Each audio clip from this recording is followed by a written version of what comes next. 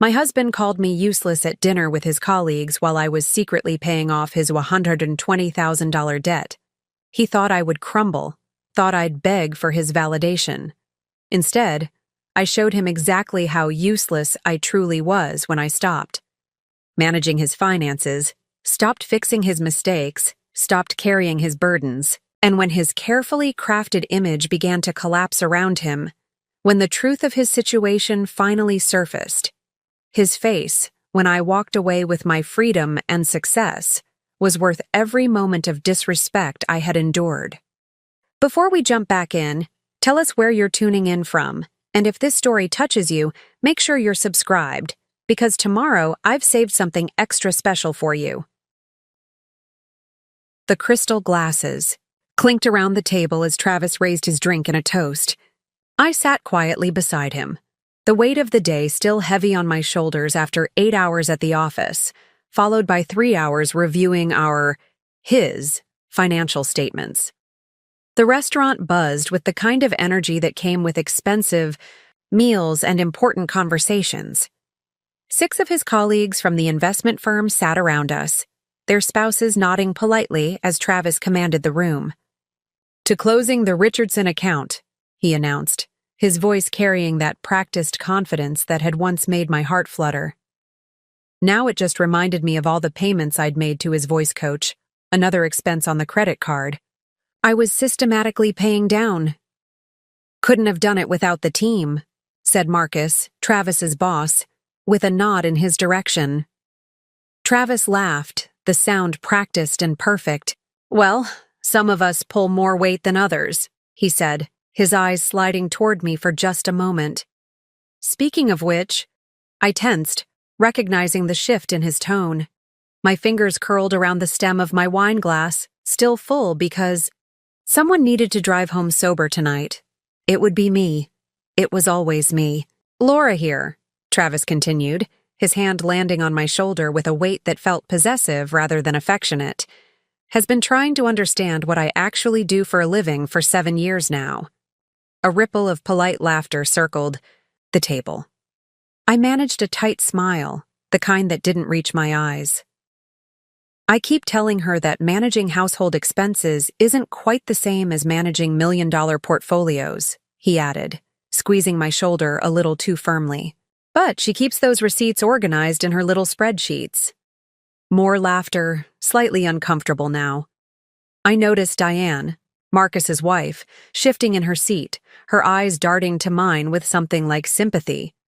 "It's cute, really," Travis continued, the alcohol making him bolder, crueler.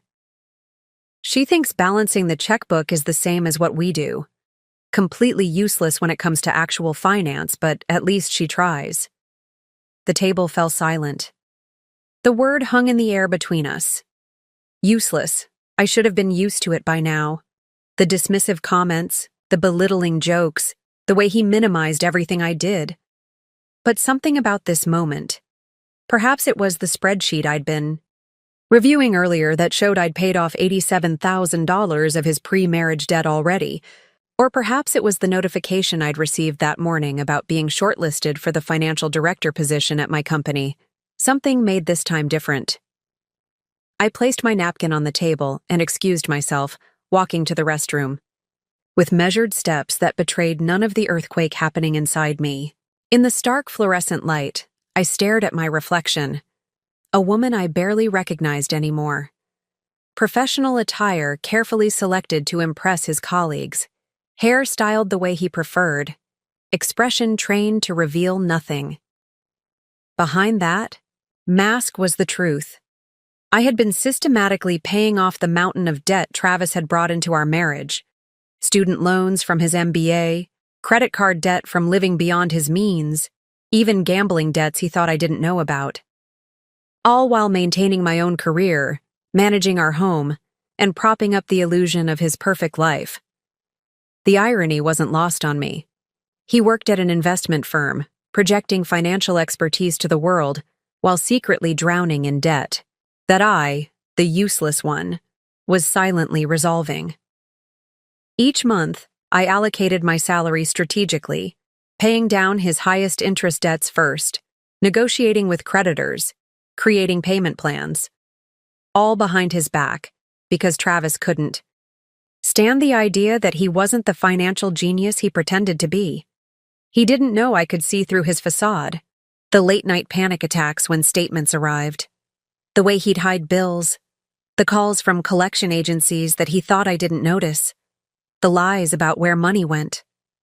I saw it all, and for years I'd been his silent savior, his financial guardian angel. And this was my reward, being called useless in front of people whose respect he craved, whose validation meant everything to him. I splashed cold water on my face, careful not to smudge the makeup I'd applied perfectly this morning. As I patted my skin dry, I caught my own gaze in the mirror again, and something shifted.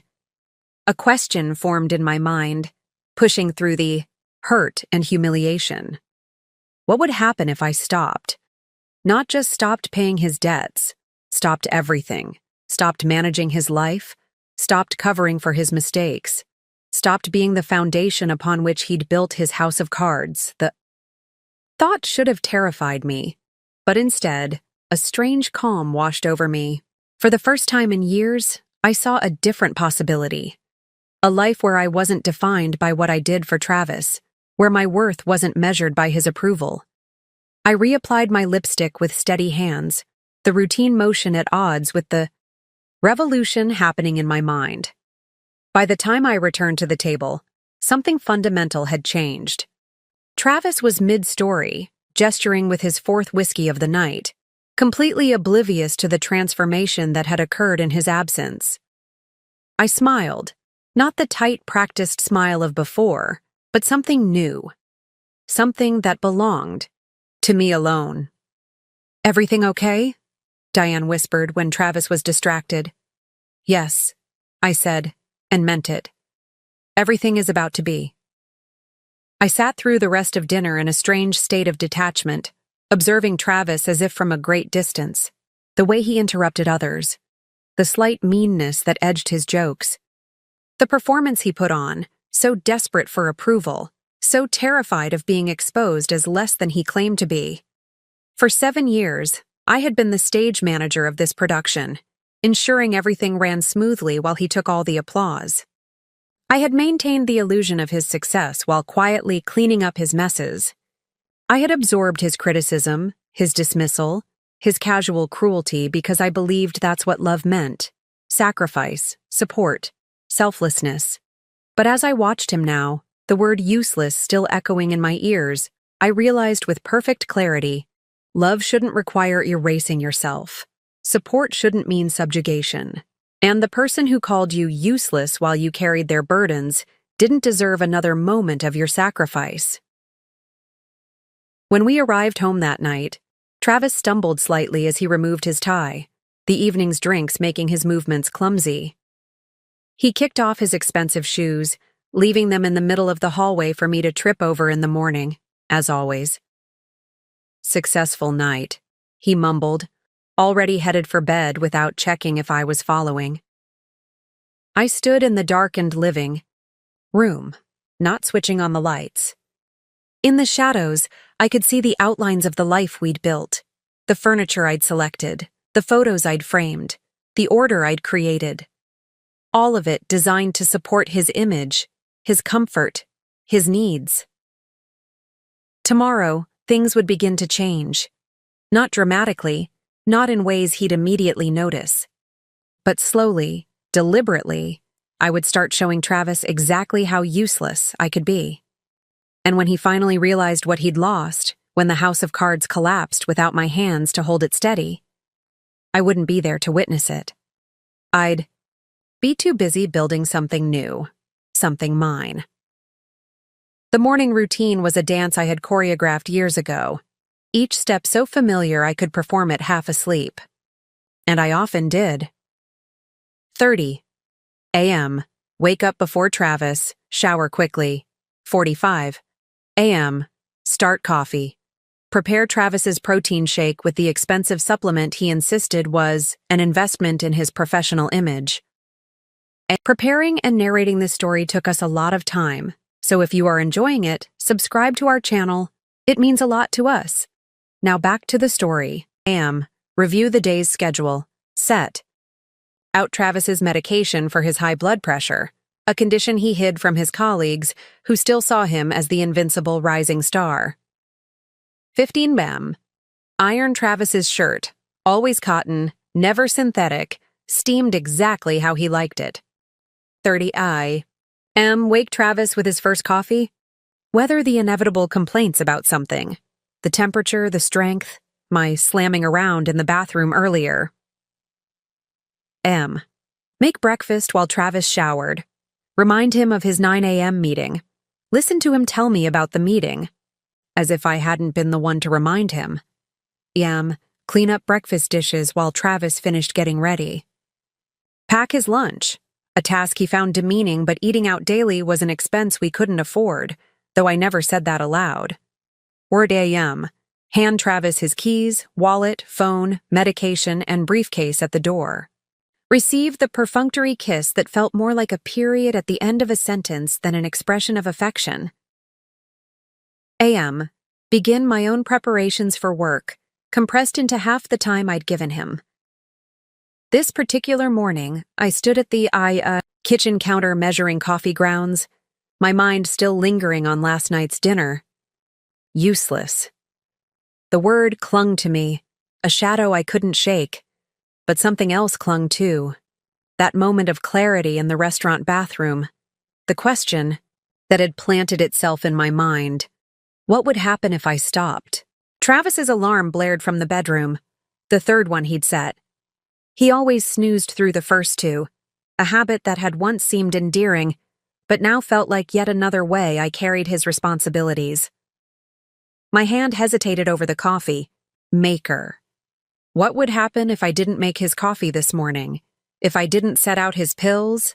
If I didn't iron his shirt or pack his lunch or remind him of his schedule? The possibilities unfurled before me, both terrifying and exhilarating. Laura. Travis's voice, rough with sleep and impatience, broke through my thoughts. Is the coffee ready? Habit took over. Coming, I called back, pressing the button on the machine. Not today, then, but soon. I watched Travis as he moved through the kitchen, scrolling through his phone with one hand while reaching for the mug I'd prepared with the other. He didn't look at me once. Remember you have dinner with the Prestons tonight, I said, referring to his boss's monthly dinner party, another networking opportunity Travis couldn't afford to miss. He grunted in acknowledgement, as if the information was trivial despite having forgotten the last 2 times. And the mortgage payment cleared yesterday, I added, not mentioning that I'd had to transfer funds from my personal savings to cover it after Travis had borrowed from our joint account for a golf outing with clients. That's what autopay is for, he muttered, still not looking up from his phone. I bit back the response that there was nothing auto about the careful financial ballet I performed each month, juggling bills, minimum payments, and escalating interest. Rates. Instead, I packed his lunch in silence. Don't forget to pick up my dry cleaning, he said, finally glancing at me as he gathered his things. I need the blue suit for tomorrow's presentation. I nodded, adding it to my mental list. Work 8 hours at the financial consulting firm where I was being considered for promotion, grocery shopping during lunch break, dry cleaning after work, prepare dinner for when Travis got home, review the refinancing options for his largest credit card debt, and somewhere in there, finish the presentation for my own meeting tomorrow. Travis paused at the door, his expression softening slightly. You look tired, he said, an observation rather than a concern. I was up late reviewing our finances, I replied, a small test, to see if he'd ask for details. He didn't. Well, get some rest. I need you functional. He leaned in for the routine kiss, then was gone, the door closing behind him with definitive finality. I need you functional. Not, I care about your well-being, or, your health matters to me. Just another item on his requirement list. A functional wife, like a functional car or a functional credit card. At work, I moved through my day with the same efficiency I applied to everything. My colleagues respected me, a fact that sometimes startled me given how little respect I received at home. When I spoke in meetings, people actually listened. When I offered analysis, it was valued, not dismissed as cute or domestic. "Laura, these projections are excellent," my supervisor, Marlene, said as we prepared for a client meeting. "The way you've identified potential tax liabilities ahead of time. This is exactly why we're considering you for the director position." I smiled, accepting the praise with a simple, "Thank you," while inside, a voice that sounded suspiciously like Travis whispered, "They're just being nice. They don't really think you're qualified." During my lunch break, I didn't go shopping as planned. Instead, I sat in my office with the door closed, creating a new spreadsheet. Not for Travis's debts this time, but for myself. I titled it Exit Strategy. Column by column, I mapped out what freedom would look like: my income, my expenses without Travis, potential housing options, a timeline for disentangling our finances. The numbers were clear. I could support myself easily. In fact, without Travis's debt payments dragging us down, I would actually have more disposable income on my own. The revelation wasn't surprising. I was a financial analyst after all. But seeing it laid out so clearly was still shocking. For years, Travis had cultivated the narrative that his income was essential, that his career was the priority, that his financial expertise was what kept us afloat.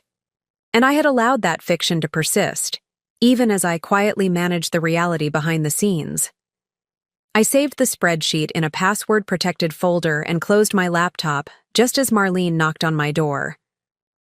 "Laura, got a minute? I want to discuss the director position timeline. The board is very interested in your candidacy."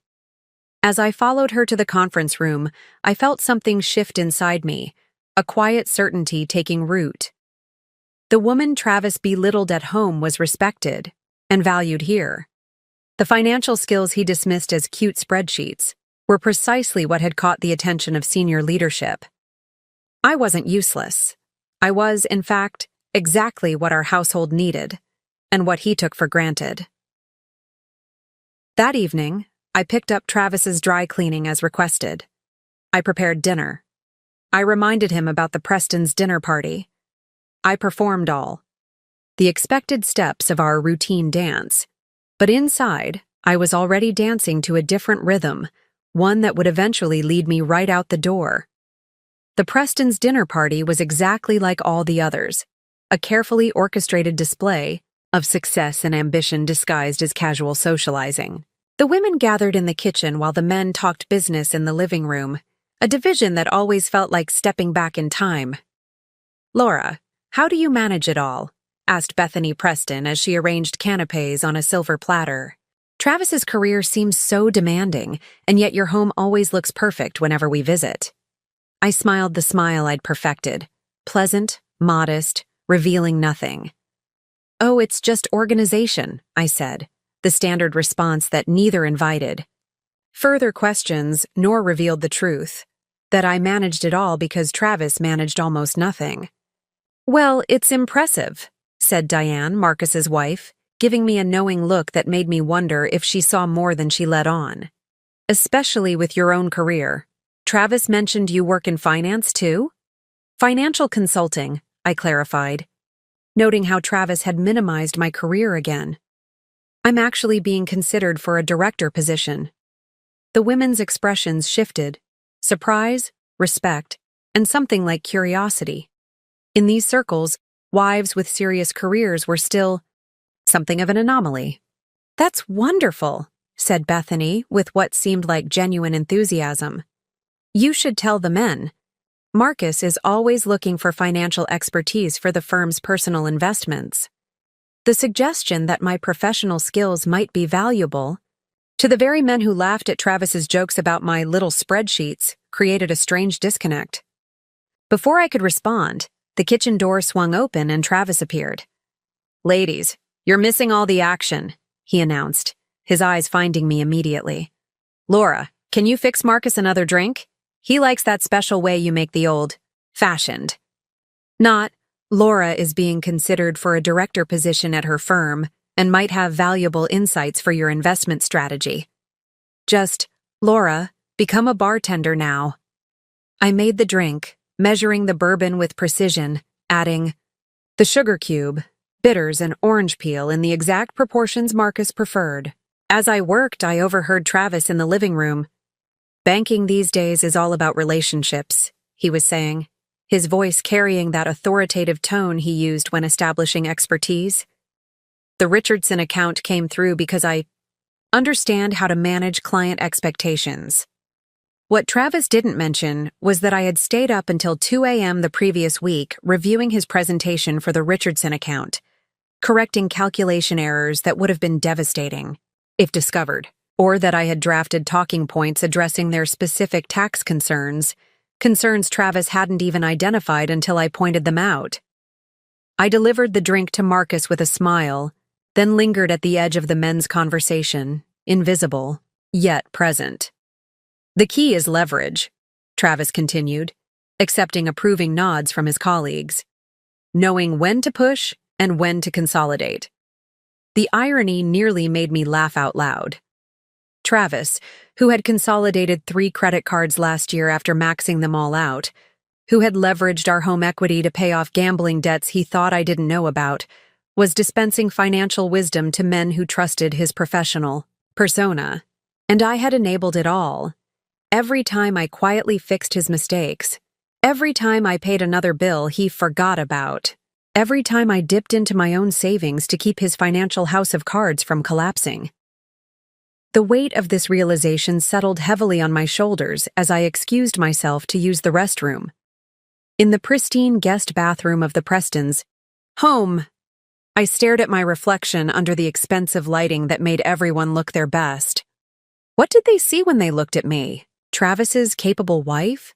The woman who made the perfect old-fashioned? The background character in Travis's story of success?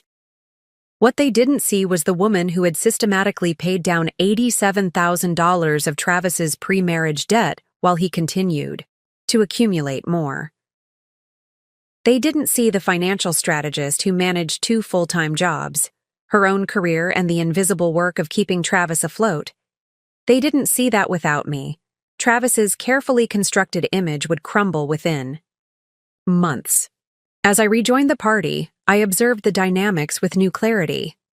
The wives who deferred to their husbands, the husbands who expected it. The subtle ways value was assigned. Men's work was important, central, worthy of discussion. Women's work was peripheral, supportive, taken for granted.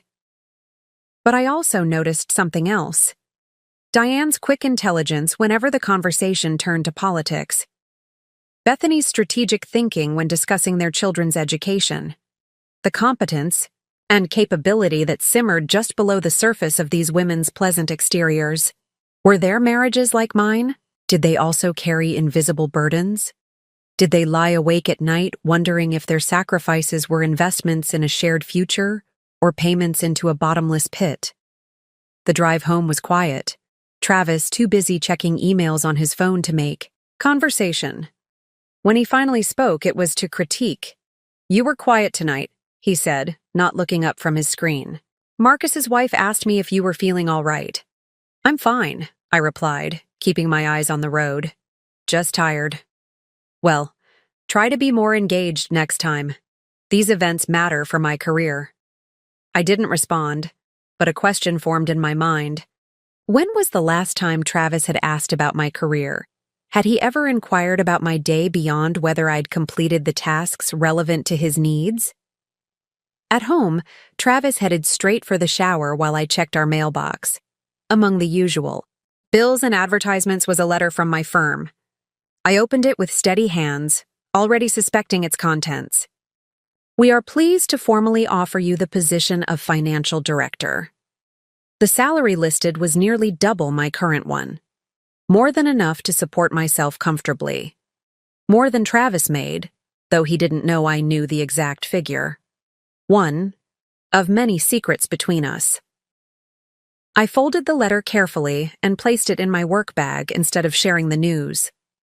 Once, I would have rushed to tell him, seeking his approval, his validation. Now I recognize this victory as mine alone. Later, as Travis slept beside me, I updated my exit strategy spreadsheet with the new salary information. The timeline I had projected for financial independence suddenly accelerated.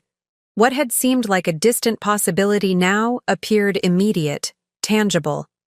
I could leave now, today, tomorrow. The numbers confirmed what my heart already knew. I didn't need Travis. I never had. It was Travis who needed me. My income, my financial management, my endless support of his facade. And he didn't even know it. The imbalance between what I gave and what I received had always been stark. But seeing it laid out in columns and rows, quantified and calculated, made it impossible to ignore any longer. Travis stirred beside me, murmuring something in his sleep.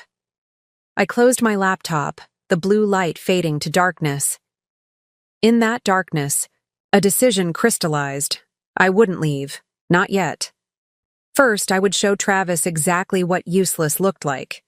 And then, when he finally understood what he had lost, I would be gone. 2 weeks after receiving my promotion offer, I sat in our home office reviewing the monthly bills. Travis was out with clients. Another dinner he'd assured me was essential for networking, despite our tightening budget.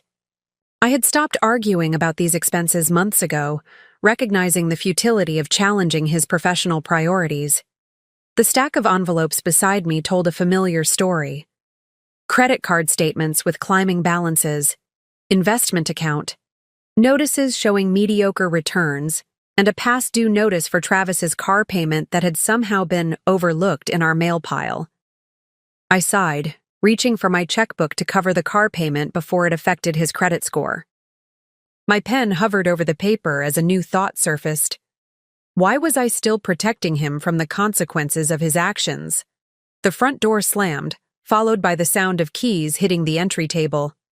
Travis was home early. Laura? His voice, carried down the hallway, tinged with an unfamiliar urgency. I closed the checkbook and turned as he appeared in the doorway, his expression tense. Something had happened. Where's the Wells Fargo statement from last month? He asked without preamble, loosening his tie with jerky movements.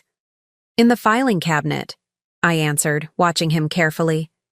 Third drawer, under banking. Why? He didn't respond, moving to the cabinet and yanking open the drawer with enough force to make the metal groan. His fingers rifled through the hanging folders, pulling out papers haphazardly. Is everything okay? I asked, though I already sensed. It wasn't. Fine, he snapped, continuing his search. Just need to check something. I watched as he located the statement, scanning it with increasing agitation. A bead of sweat formed at his temple, despite the cool temperature of the room. Travis, I said more firmly, what's going on? He looked up, seeming to really see me for the first time since entering. Something in his expression shifted, calculation replacing panic. Nothing serious, he said, his tone deliberately casual now. Just a discrepancy at work. Marcus asked. About some investment allocations, and I need to double-check my records. The lie hung between us, so transparent I almost pitied him. After 7 years of marriage, I recognized every variation of Travis's deception.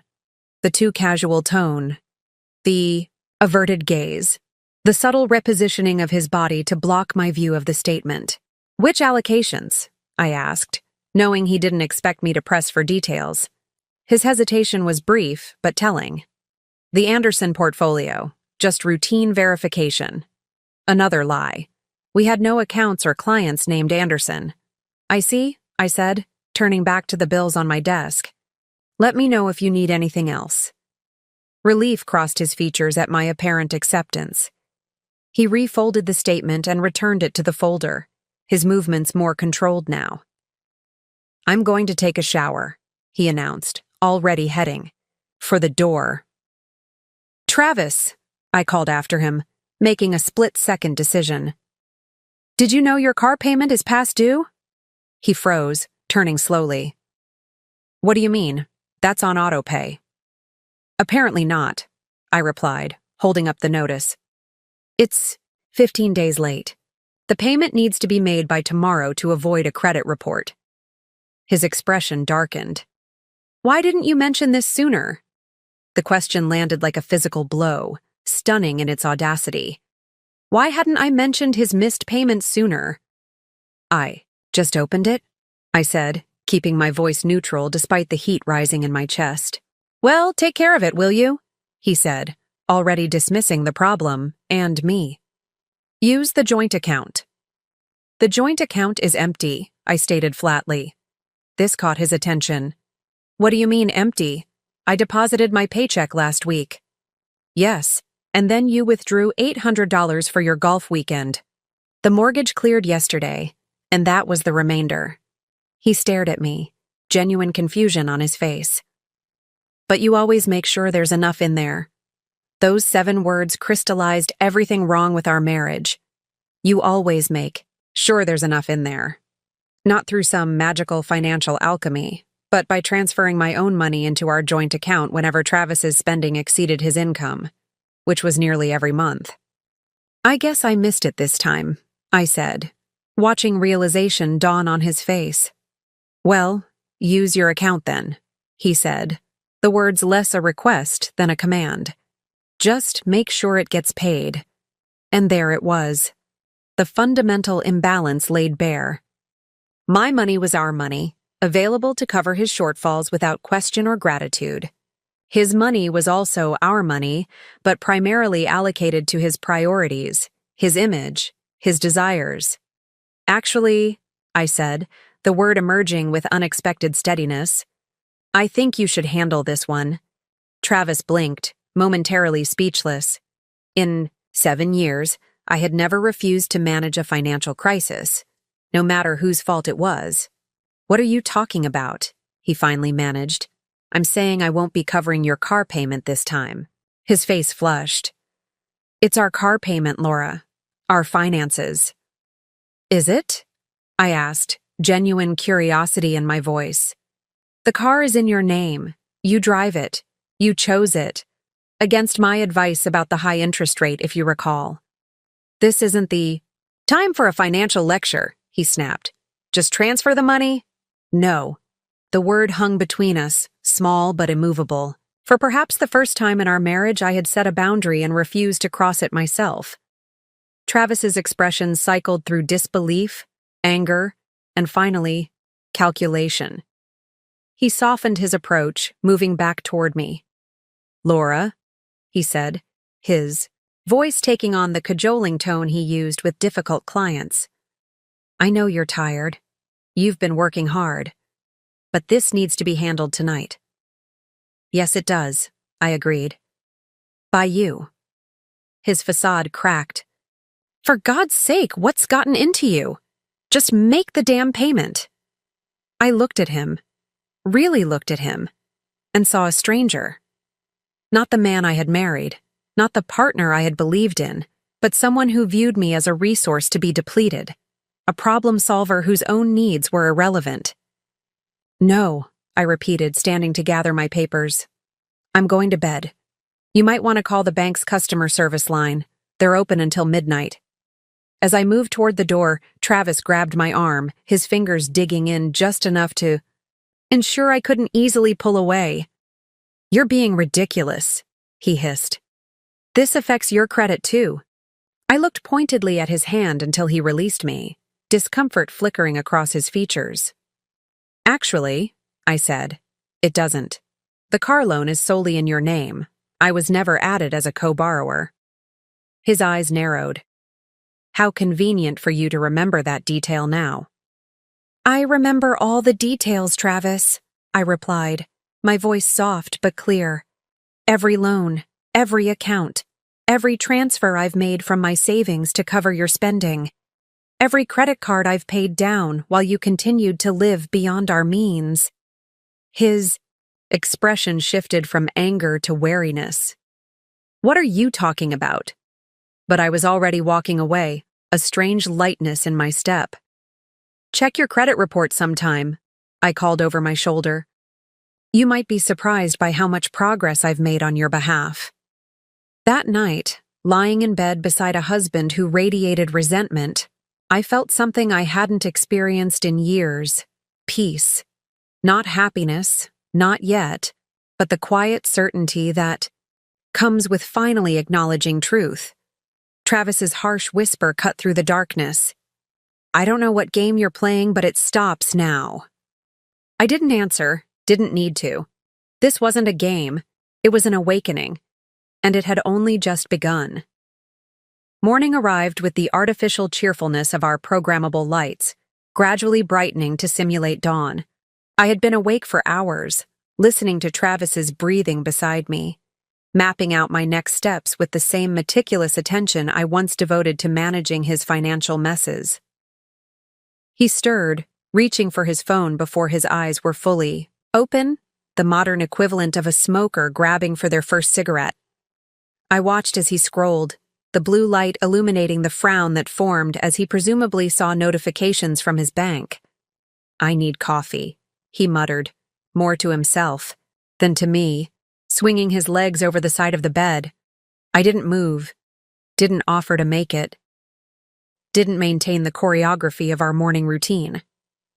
When Travis returned from the bathroom, he paused at the sight of me still in bed, scrolling through my own phone. Are you sick? He asked, the question containing no actual concern, merely annoyance at the disruption to his schedule. No, I replied simply, not offering any explanation. He waited for me to elaborate, to justify my deviation from the expected script. When I didn't, his jaw tightened almost imperceptibly. I have the Henderson meeting at 9, he said pointedly. Good. Luck with it, I replied, my tone pleasant but detached. Another pause as Travis processed this unexpected response. My blue tie would be best for this client, he finally said, the hint too obvious to miss. Probably, I agreed, making no move to get up and iron it for him. A flash of irritation crossed his features, quickly masked. Fine, I'll wear the gray one. It's already pressed.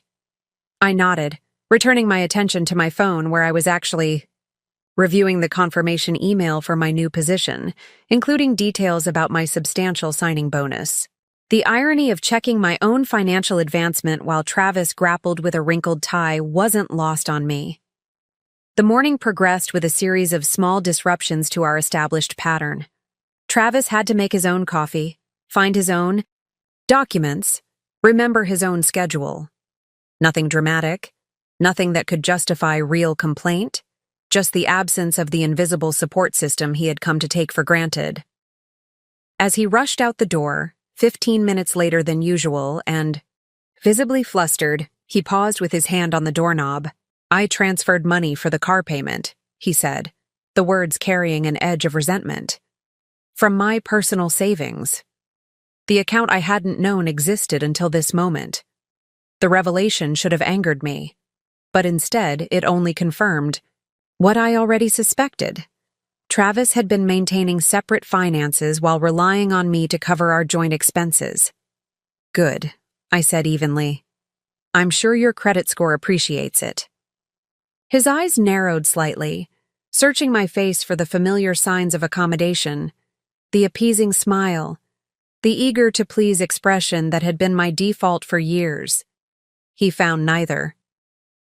We'll talk about this tonight, he said, the words landing somewhere between a promise and a threat. I nodded once, not committing to the conversation but not refusing it either. Travis left, the door closing behind him with more force than necessary. Only then did I get out of bed, moving through the quiet house with a strange sense of liberation. For the first time in years, my morning belonged to me alone.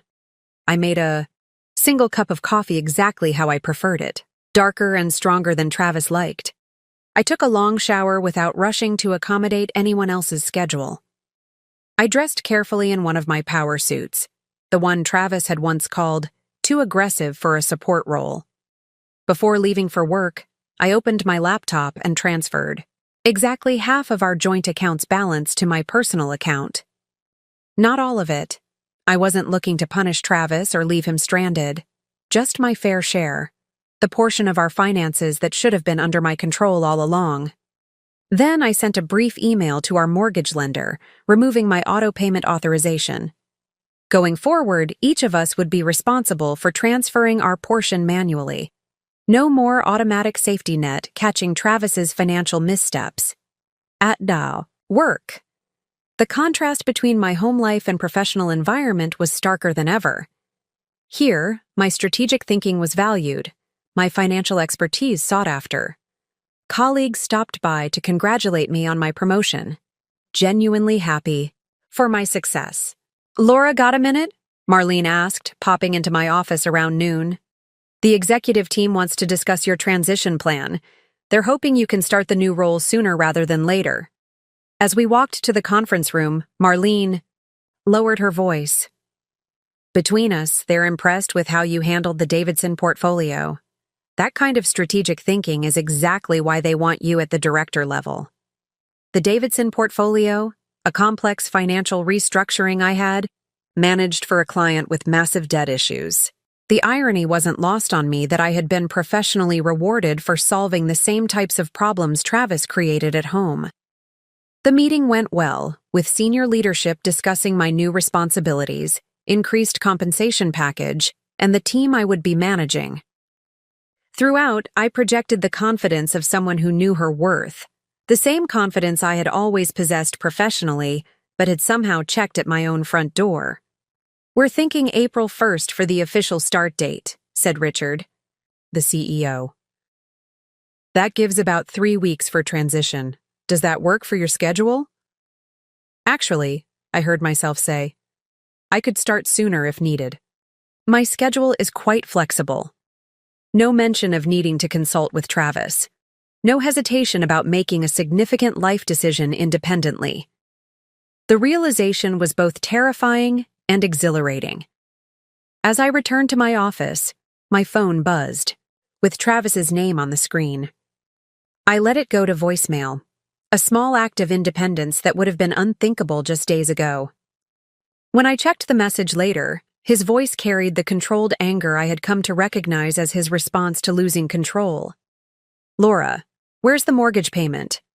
I just got a notification that it wasn't processed. Call me back immediately." I didn't call back. Instead, I texted a brief explanation. "I've changed the payment structure. You'll need to transfer your half manually now. Instructions in your email." His response was immediate. "What the hell? Change it back. Now." The old Laura would have apologized, would have rushed to fix the problem, would have prioritized Travis's comfort over her own autonomy. That Laura was fading with each boundary I established. "No," I texted back. "This is more equitable." My phone rang again almost instantly. I silenced it, returning to the presentation I was preparing for a new client. Travis's financial crisis was no longer my emergency. By the time I left work, I had 3 more missed calls and a series of increasingly agitated texts. I read them with a clinical detachment, as if reviewing a case study in financial dependency. Rather than messages from my husband, the last one simply read, "We need to talk, tonight." For the first time, I was ready for that conversation.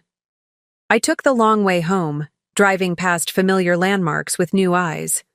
The coffee shop where Travis and I had our first date, he had spent the entire time talking about his career ambitions while I listened attentively, mistaking his self-absorption for passion. The park where he had proposed, a picture-perfect moment he had later complained cost too much after the photographer's bill arrived.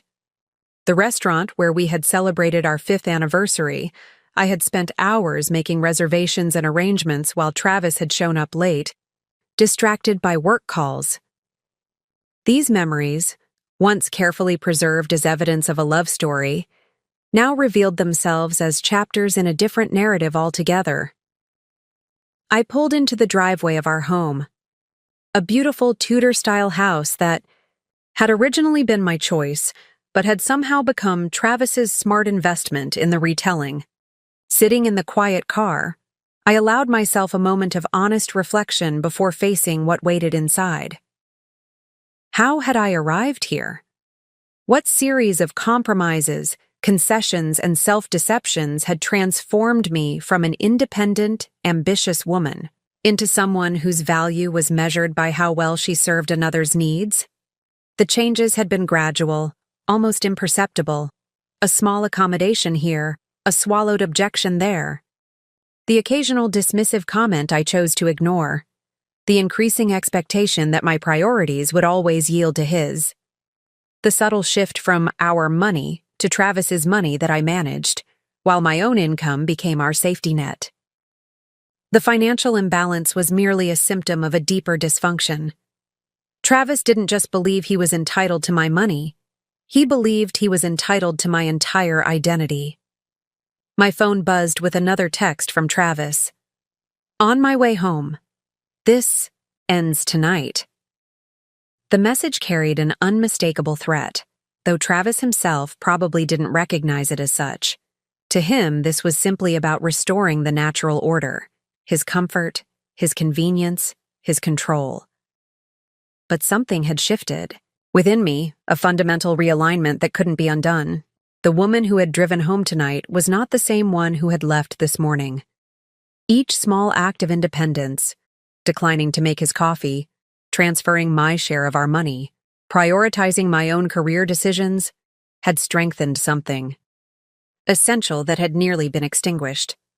Inside the house, I moved with purpose.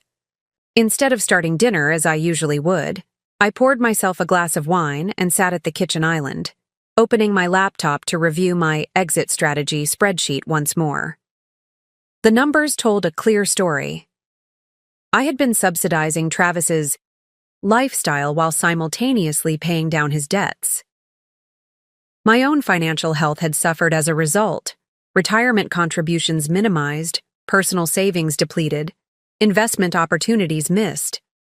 Yet, despite this, I was in a surprisingly strong position. My new role would nearly double my income. My credit score was excellent. And without Travis's financial drain, my personal balance sheet would recover quickly. I updated the spreadsheet with new figures: current account balances, remaining debt, obligations, estimated costs for establishing a separate household. Then I created a new tab labeled Worth, where I began cataloging non-financial assets: my professional reputation, my network, my skills, my resilience. This accounting felt more significant than any financial calculation I had ever performed. The sound of Travis's key in the lock pulled me from my reflection. I closed the laptop but remained seated, wine glass in hand, breaking another unwritten rule of our marriage. I always greeted him at the door. Travis entered the kitchen with the energy of someone prepared for battle, his body language tense. He paused momentarily at the sight of me sitting calmly rather than bustling around preparing his dinner. "We need to talk about what's going on," he said without preamble, dropping his briefcase on the counter with more force than necessary. I nodded, taking a deliberate sip of wine. "Yes, we do." My calm seemed to unnerve him more than anger would have. He had prepared for resistance, for emotion, for the familiar dynamics of our disagreements where I would eventually yield for the sake of peace. "You can't just change our financial arrangements without discussing it first," he began, pacing the kitchen. "The mortgage payment bounced back. Do you have any idea how that looks?"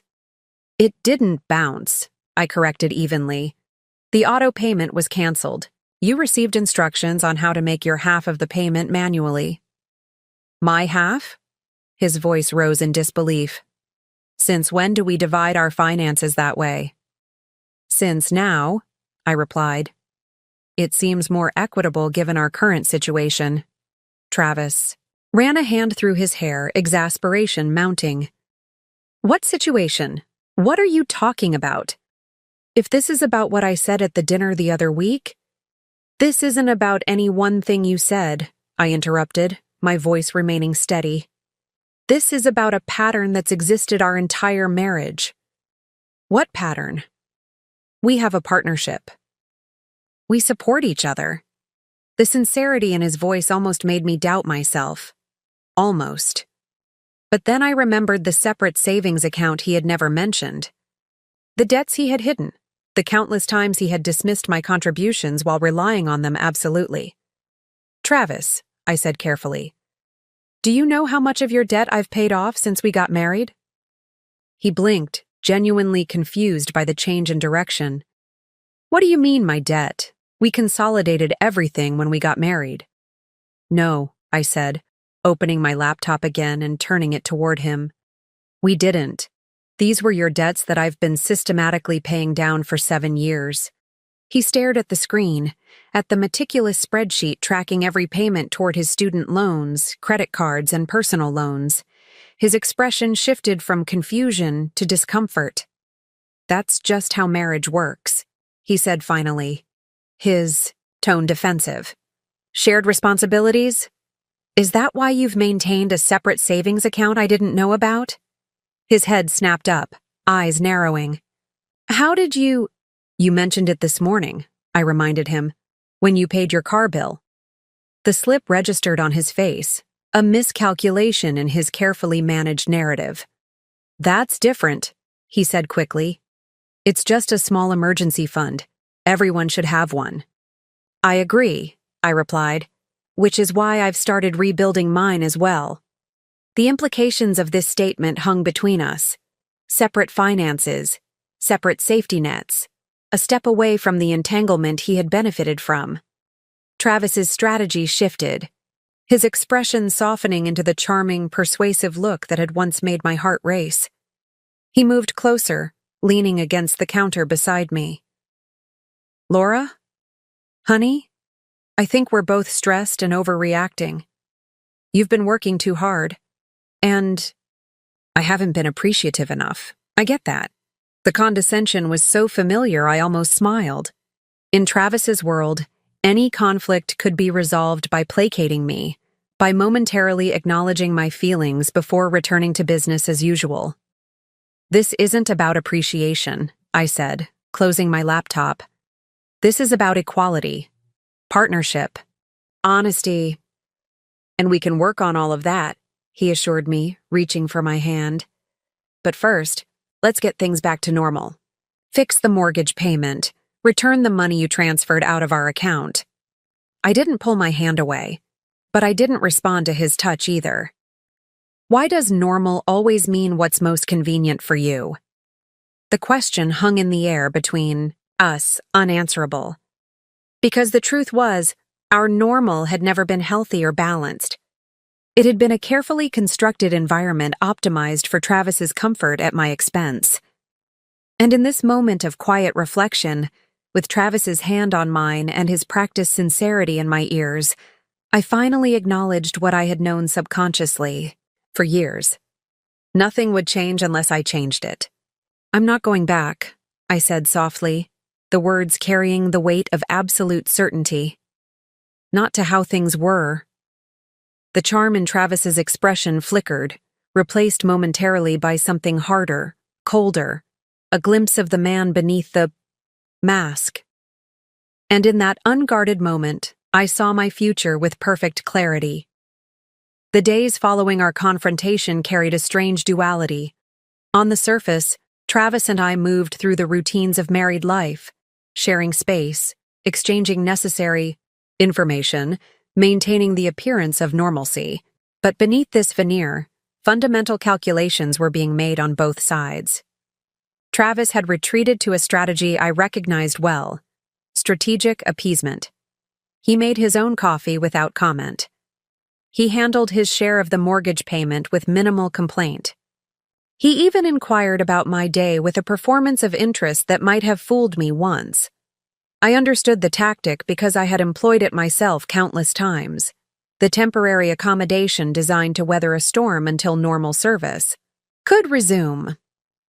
Travis was waiting for my resolve to weaken, for the effort of maintaining boundaries to become too exhausting, for the path of least resistance to beckon me back to my role as his support system.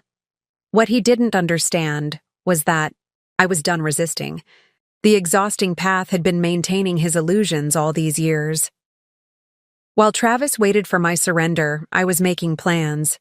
Concrete, methodical plans that would transform my internal awakening into external reality. The first step was accepting my promotion officially, signing the paperwork that would advance my career, while significantly increasing my financial independence.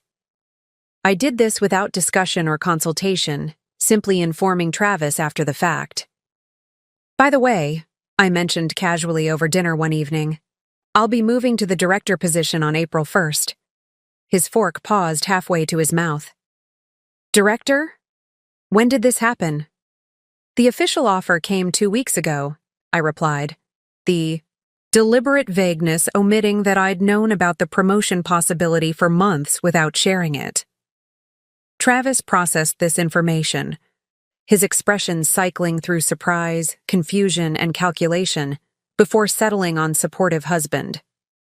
That's great news, he said with manufactured enthusiasm. We should celebrate this weekend.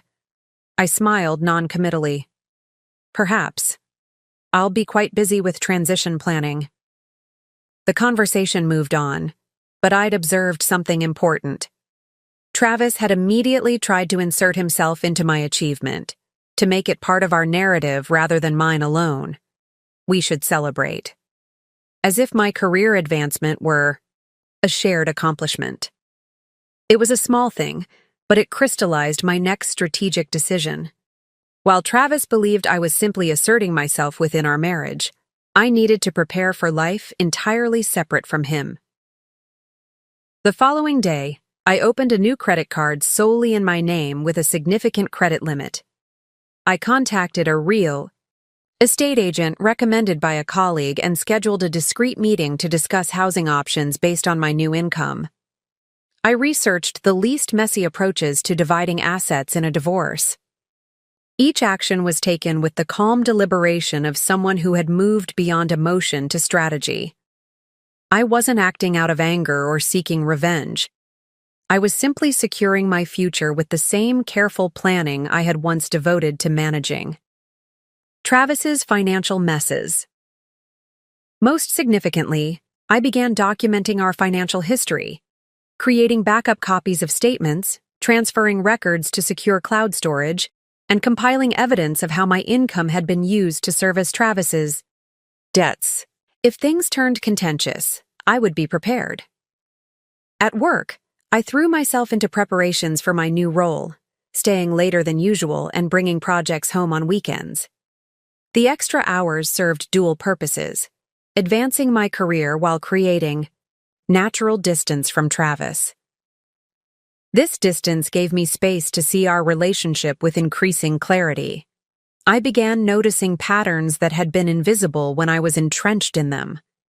The subtle ways Travis undermined my confidence while maintaining plausible deniability.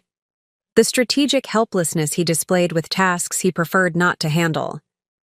The careful management of his charm, deployed not as genuine connection, but as a tool to maintain control.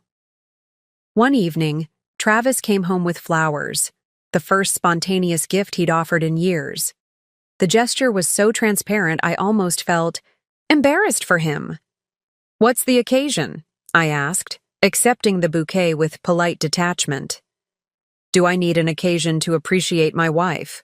he replied, leaning in for a kiss that I subtly redirected to my cheek.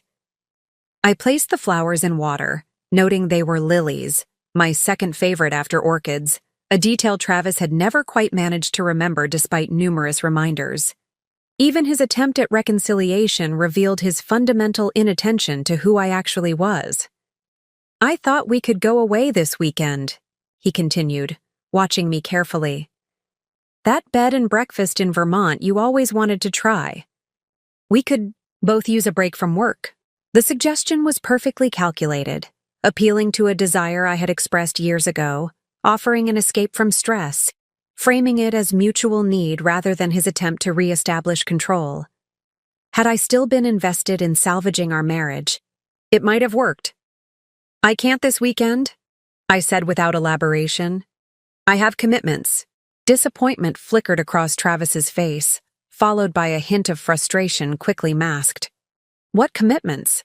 I thought we could reconnect, spend some quality time together. I met his gaze directly. I have a meeting with the transition team on Saturday, and I need Sunday to prepare for next week. Can't you reschedule? This is important, Laura. The old guilt rose reflexively, the ingrained response to prioritizing my needs over his wants. I recognized it, acknowledged it, and let it pass without action. My career is important too, I said simply. Travis stared at me for a long moment, recalibrating. Of course it is. I just meant— I know what you meant. I interrupted gently, and I appreciate the thought, but my answer is still no. That night, lying awake beside Travis's sleeping form, I cemented my strategic decision. I would not leave impulsively or dramatically. I would not negotiate, compromise, or attempt to fix what was fundamentally broken. I would simply continue building my independent life piece by piece until the infrastructure of my freedom was complete. Then, when everything was in place, I would walk away. Not in anger, not seeking reaction or validation, but with the quiet certainty of someone who finally understood her own worth. The path forward was clear now. The only question remaining was how Travis would react when he finally realized I wasn't just adjusting the terms of our relationship, but preparing to end it entirely. The transition to my new role at work coincided with a carefully orchestrated shift in my home life. Each day, I implemented another small change, not out of spite or dramatic intent, but as part of my strategic reclamation of independence. I rearranged my schedule to include early morning workout classes, leaving the house before Travis woke up. I scheduled lunch meetings with colleagues and professional contacts, expanding my network with deliberate purpose. I started a financial management course on Tuesday evenings, ostensibly to enhance my professional credentials, but equally valuable for my personal planning. These changes gave me legitimate reasons to be absent from the home we shared, creating space between us that was both physical and emotional. When Travis questioned these adjustments, I had prepared answers that were reasonable and difficult to challenge. Professional development, health priorities, career networking. You never mentioned wanting to take a finance course before, Travis remarked when I informed him of my Tuesday evening commitment. It's relevant to my new position, I replied with a simple certainty that left little room for objection. Each absence carried a secondary benefit. They forced Travis to handle aspects of daily life he had previously delegated to me. Cooking his own meals, managing his own schedule, dealing with household maintenance issues that couldn't wait for my return. The results were predictably uneven. Some evenings I came home to find he had ordered takeout, the containers left on the counter beside unwashed dishes. Other times, he made awkward but genuine attempts at taking on responsibilities, like the night I returned to find he had prepared a basic pasta dinner. I wasn't sure when you'd be back, he said, a statement that carried equal parts accusation and uncertainty. Thank you for cooking, I responded, acknowledging the effort without apology for my absence. Alongside these visible changes, I was implementing less obvious ones. I scheduled a consultation with a divorce attorney, meeting during my lunch hour to discuss options and procedures. I secured a small apartment that would be available at the beginning of May, signing the lease, with a sense of quiet determination. I began gradually moving important documents and irreplaceable personal items to a safety deposit box at a bank Travis didn't use. Each action was taken with care to maintain the appearance of normalcy while systematically dismantling the infrastructure of our shared life. I wasn't being deceptive so much as protective of myself, my future, and my financial security. The most significant implementation, however, was internal.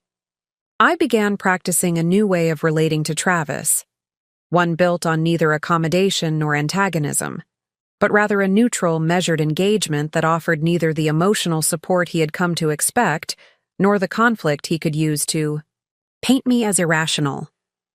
When he complained about a difficult client, I listened without offering solutions. When he left his clothes on the floor, I stepped around them without comment. When he made pointed remarks about the changes in my behavior, I acknowledged them without defensiveness or explanation. "You're different lately," he observed one evening, as I reviewed work documents instead of watching TV with him as I once would have. "Yes," I agreed, not looking up from my laptop. He waited for elaboration, for reassurance, for the familiar pattern of me managing his emotional comfort. When none came, he shifted uncomfortably. "Is this still about what I said at that dinner?" Because I've apologized for that. In fact, he hadn't actually apologized. He had merely acknowledged that I was upset, a distinction I once would have overlooked in my eagerness to maintain peace. I closed my laptop and met his gaze directly. "This isn't about any single incident, Travis." "Then what is it about?" "Because I feel like you're pulling away, and I don't understand why." The opening was there. To explain, to justify, to engage in the kind of emotional labor I had always performed, translating my experience into terms he could understand without too much discomfort. But that was the old pattern, the one I was systematically replacing. "I'm prioritizing differently now," I said simply. My focus has shifted. His frustration was visible, the furrow between his brows deepening. "That's not an explanation, Laura." I nodded, acknowledging his statement without feeling obligated to address it. "I'm going to bed. Early meeting tomorrow." As I gathered my things, Travis's voice followed me, sharper now. "You can't just shut me out like this. We're married. This isn't how marriage works." I paused at the foot of the stairs, considering my response carefully. "Perhaps we have different understandings of how marriage works." His expression shifted from frustration to wariness. "What's that supposed to mean?" "It means I no longer believe marriage requires me to make myself smaller for your comfort." The words landed with quiet precision. Travis stared at me, momentarily speechless, caught between denial and the dawning recognition that something fundamental had indeed changed. I didn't wait for his response, continuing upstairs with the steady pace of someone who knew exactly where she was going. That night became a template for the weeks that followed. Travis oscillated between strategies, charm offensives followed by wounded withdrawal, sincere-seeming interest in my life alternating with passive-aggressive comments about my changed priorities. He was a man testing different keys against a lock that had been completely replaced. Meanwhile, I continued implementing my exit plan with methodical care. I scheduled appointments with our shared banks to remove my name from joint credit accounts. I documented our household inventory, noting which items had been purchased with whose funds.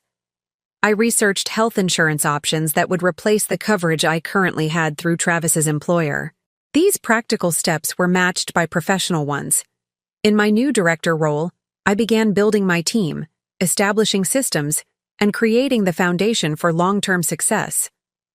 My colleagues noted the change in my demeanor, a new confidence, a willingness to take up space and assert opinions that I had once carefully modulated. "Whatever you're doing differently, keep it up," Marlene commented after I had successfully navigated a challenging negotiation with a key client. "You're really coming into your own." The irony wasn't lost on me that as my marriage was systematically being dismantled, my professional life was flourishing. But perhaps it wasn't ironic at all. Perhaps it was simply cause and effect, the natural result of redirecting energy from maintaining Travis's comfort to nurturing my own potential. One evening, about 3 weeks into my new role, I came home to find Travis waiting for me, a glass of wine already poured at my usual place at the kitchen island. His expression carried a determination that told me he had planned this moment carefully. "We need to talk," he said, his tone serious but controlled.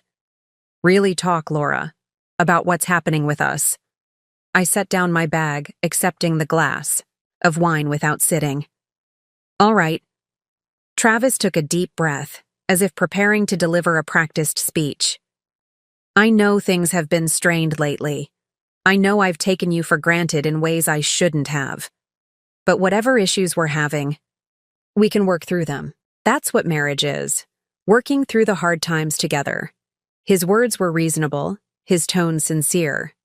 6 months ago, even 3 months ago, it might have been enough to draw me back into the familiar pattern.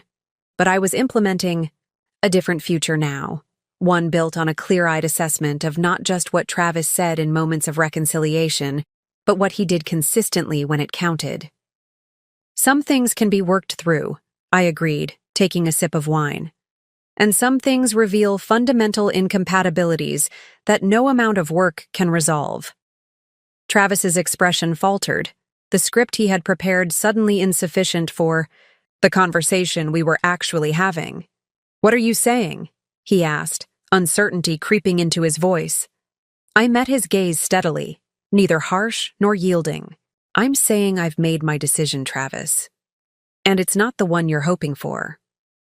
The shift in Travis's demeanor was immediate and dramatic. The practiced charm vanished, replaced by a cold calculation I had glimpsed only in unguarded moments. "Throughout our marriage, what exactly do you mean by decision?" he asked, his voice tight with controlled anger. I took another sip of wine before answering, using the moment to center myself. "I mean that I'm planning to file for divorce, Travis." The words hung in the air between us, simple and irrevocable. Speaking them aloud after weeks of preparation felt like releasing a breath I'd been holding for years. Travis stared at me, his expression cycling through disbelief, anger, and finally, a calculating assessment. "This is ridiculous," he said dismissively. "You're overreacting to a rough patch." "No," I replied evenly. "I'm responding to a pattern that's existed our entire marriage." He pushed away from the counter, beginning to pace. "What pattern? Because I made one comment at a dinner? Because I've been busy with work? Every marriage has challenges, Laura. You don't just throw it all away over temporary problems." "These aren't temporary problems," I said. "They're fundamental issues about respect, partnership, and honesty. Issues that have been present from the beginning." Travis's jaw tightened. "So you've just been secretly unhappy for 7 years? That's not very honest either, is it?" It was a clever pivot, attempting to position me as the dishonest party. I recognized the tactic and refused to be defensive. "I've been gradually recognizing patterns I couldn't see when I was in the middle of them," I clarified. "And now that I see them clearly, I can't unsee them." "This is about the promotion, isn't it?" he said, changing tactics. "You get a little power at work and suddenly you think you don't need me." I almost smiled at how revealing the comment was.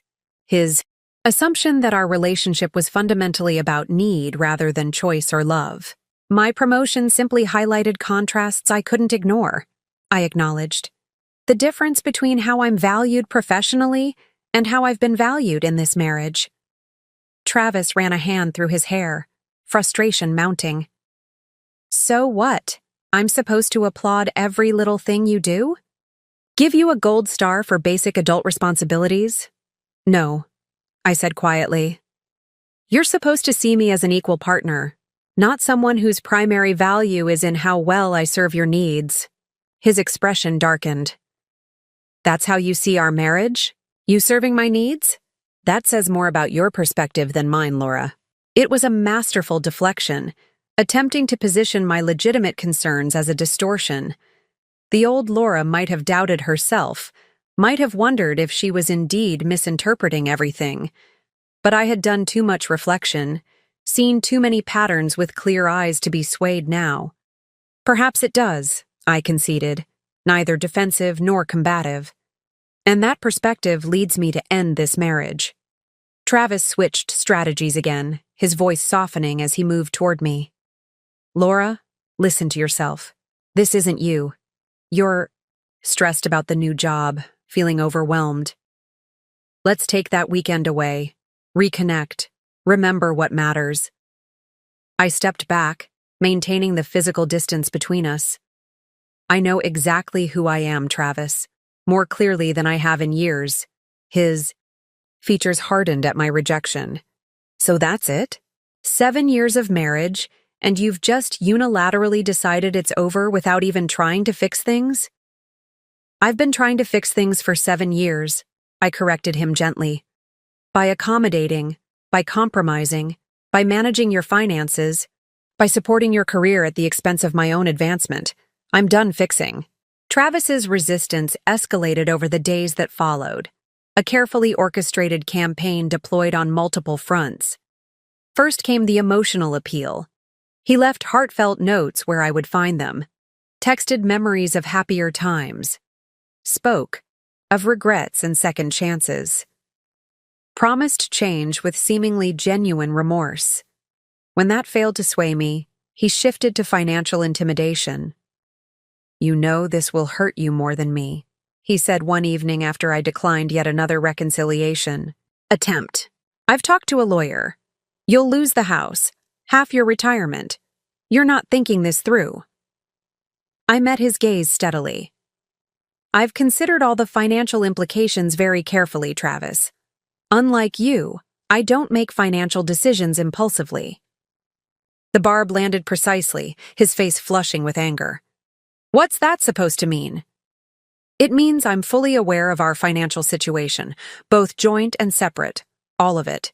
The implication that I knew about financial matters he had kept hidden hung between us, his expression confirming my suspicions that there were indeed more secrets I hadn't yet uncovered. When financial threats didn't work, Travis escalated to social pressure. He contacted my parents, presenting himself as the concerned husband worried about my sudden changes in behavior.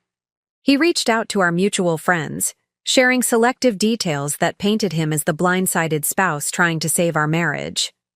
"Your mother called me today," I told him calmly after receiving a concerned message from her. "Interesting that she thinks I might be having a nervous breakdown." Travis had the grace to look momentarily ashamed before defensiveness took over. "I'm worried about you. Everyone is. This isn't like you, Laura." "No," I agreed. "It's not like the version of me you've come to rely on. That's rather the point." The social campaign backfired spectacularly when I met with my parents in person, explaining the financial realities I had been managing and showing them documentation of how I had been systematically paying down Travis's debts while he continued spending beyond our means. "I had no idea," my mother said, her initial concern transforming to indignation. "He made it sound like you were behaving erratically, making impulsive decisions." "It was a calculated misrepresentation," I explained. "One of many I've realized were part of our relationship dynamic." My father, always the more reserved of my parents, reached for my hand. "I'm sorry we doubted you, even for a moment. It's just that you always made everything seem perfect with Travis." "I know," I acknowledged. "That was my mistake. Maintaining an illusion so convincing that even those who love me couldn't see through it. When emotional appeals, financial, threats, and social pressure all failed, Travis resorted to his final strategy, targeted cruelty designed to undermine my confidence. "You know no one at that firm actually respects you, right?" he remarked casually one morning as I prepared for work. "Marcus told me they needed to fill a diversity quota for the director level. That's the only reason you got the promotion." I continued gathering my materials, not giving him the reaction he sought. "Interesting perspective." "And that apartment you think I don't know about?" he continued, the revelation intended to shock me. "It's in a terrible school district. Not that it matters for you, but it shows your financial judgment isn't as sound as you think." I shouldered my bag, meeting his gaze directly. "School districts are irrelevant for a short-term residence with no children, as you well know. And I'm curious how you knew about the apartment. Have you been monitoring my emails, Travis?" His momentary hesitation confirmed my suspicion. I made a mental note to change all my passwords immediately and use only my secure work email for sensitive communications going forward. "I haven't been monitoring anything," he denied unconvincingly. "I just know you better than you think." I smiled slightly. "No, Travis. That's precisely the problem. You never knew me at all, only the version of me you wanted to see. As I walked out the door, his final attempt to regain control followed me. This divorce will destroy you financially, Laura. I'll make sure of it. I turned back, meeting his gaze with a calm that came from absolute certainty. No, Travis. It won't. Because unlike you, I've been preparing for this moment with the same careful attention I once devoted to managing your debts. The shock in his eyes was confirmation that despite his discovery of the apartment, he still had no idea how thoroughly I had planned my exit, or how completely I had documented our financial history. His external resistance was predictable, even understandable.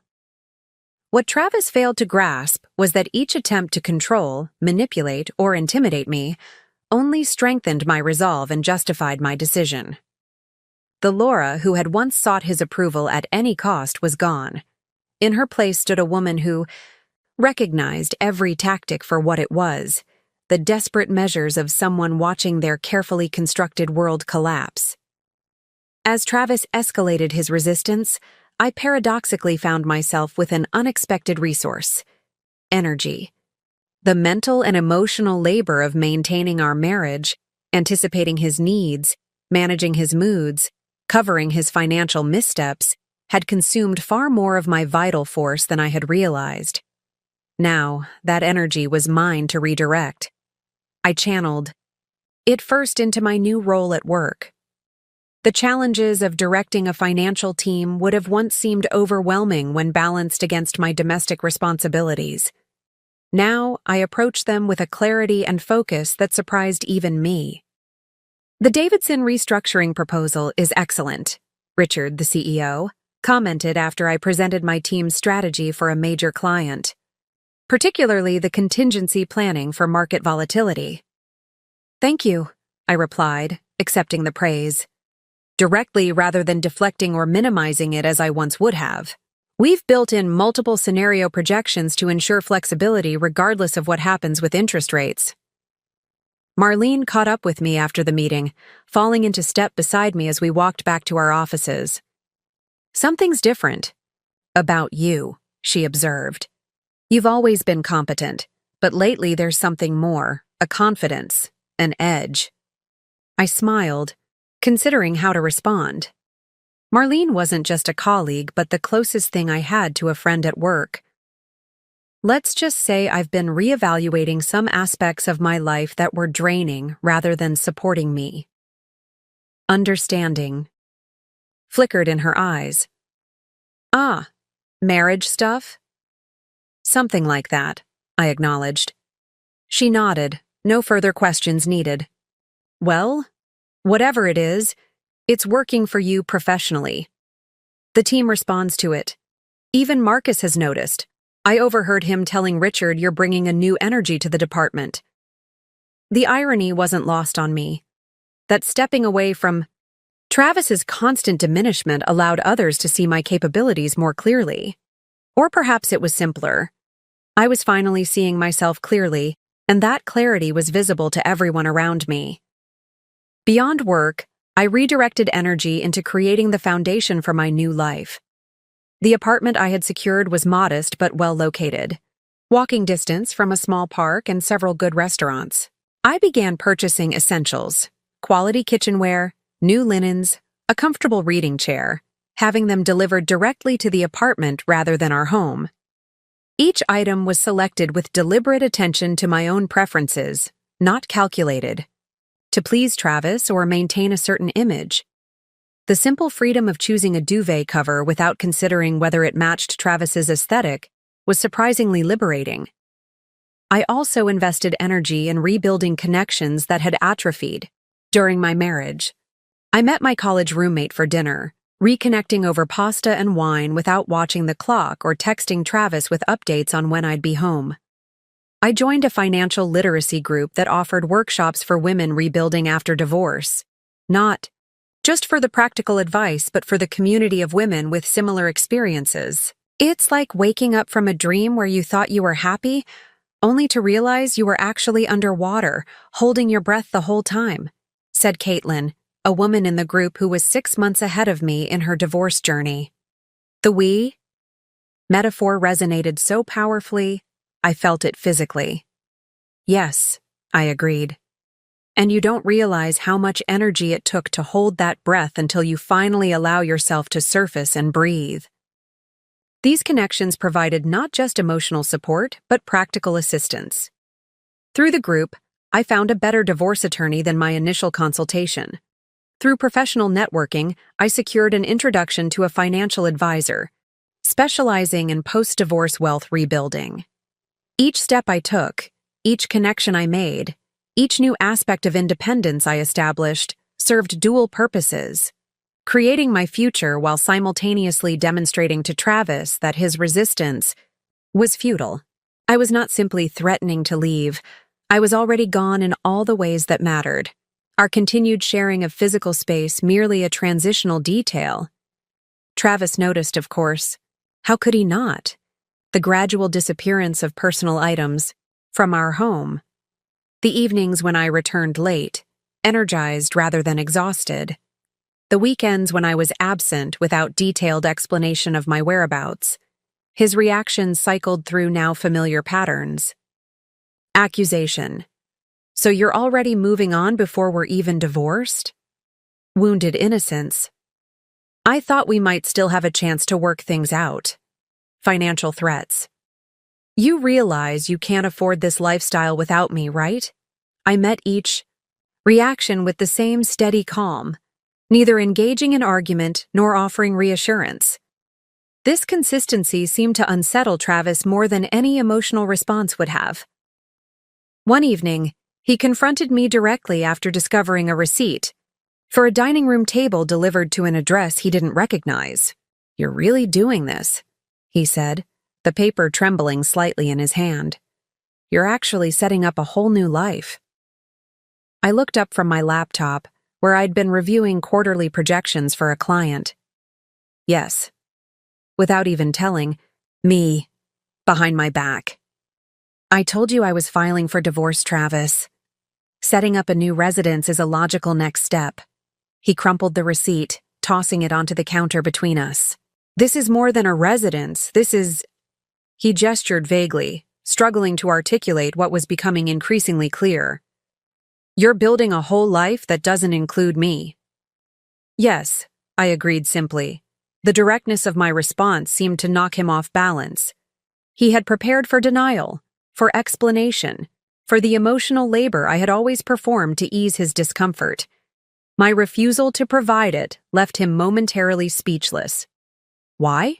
he finally asked, the question containing layers of genuine confusion beneath the anger. "What happened to us? We were good together, Laura."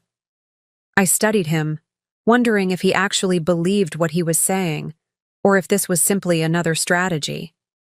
"Were we? Or were you good, while I made sure everything in your life worked smoothly?" "That's not fair. I worked hard. I provided for us." "We both worked hard," I corrected him. "And financially we contributed equally, though you never seemed to recognize that." Travis's expression shifted, frustration giving way to something that almost resembled genuine self-reflection. "I know I said things sometimes, made jokes I shouldn't have. But that's not a reason to throw away 7 years. It's not about the jokes, Travis, or any single incident. It's about a fundamental imbalance that existed from the beginning, one that I allowed and participated in until I couldn't anymore." He leaned against the counter, suddenly looking tired. "And there's nothing I can say that would make you reconsider?" For a brief moment, I felt a flicker of the old pull, the instinct to comfort, to reconcile, to return to the familiar pattern, even knowing its destructive nature. I acknowledged the feeling, then let it pass without action. "No," I said gently. "There isn't." Travis nodded slowly, a resignation in his posture that I hadn't seen before. "When?" "The moving truck comes on." "Saturday," I replied. "I'll be completely out by Sunday evening." He absorbed this information silently, then pushed away from the counter. "I have a client dinner. he said, not meeting my eyes. Don't wait up.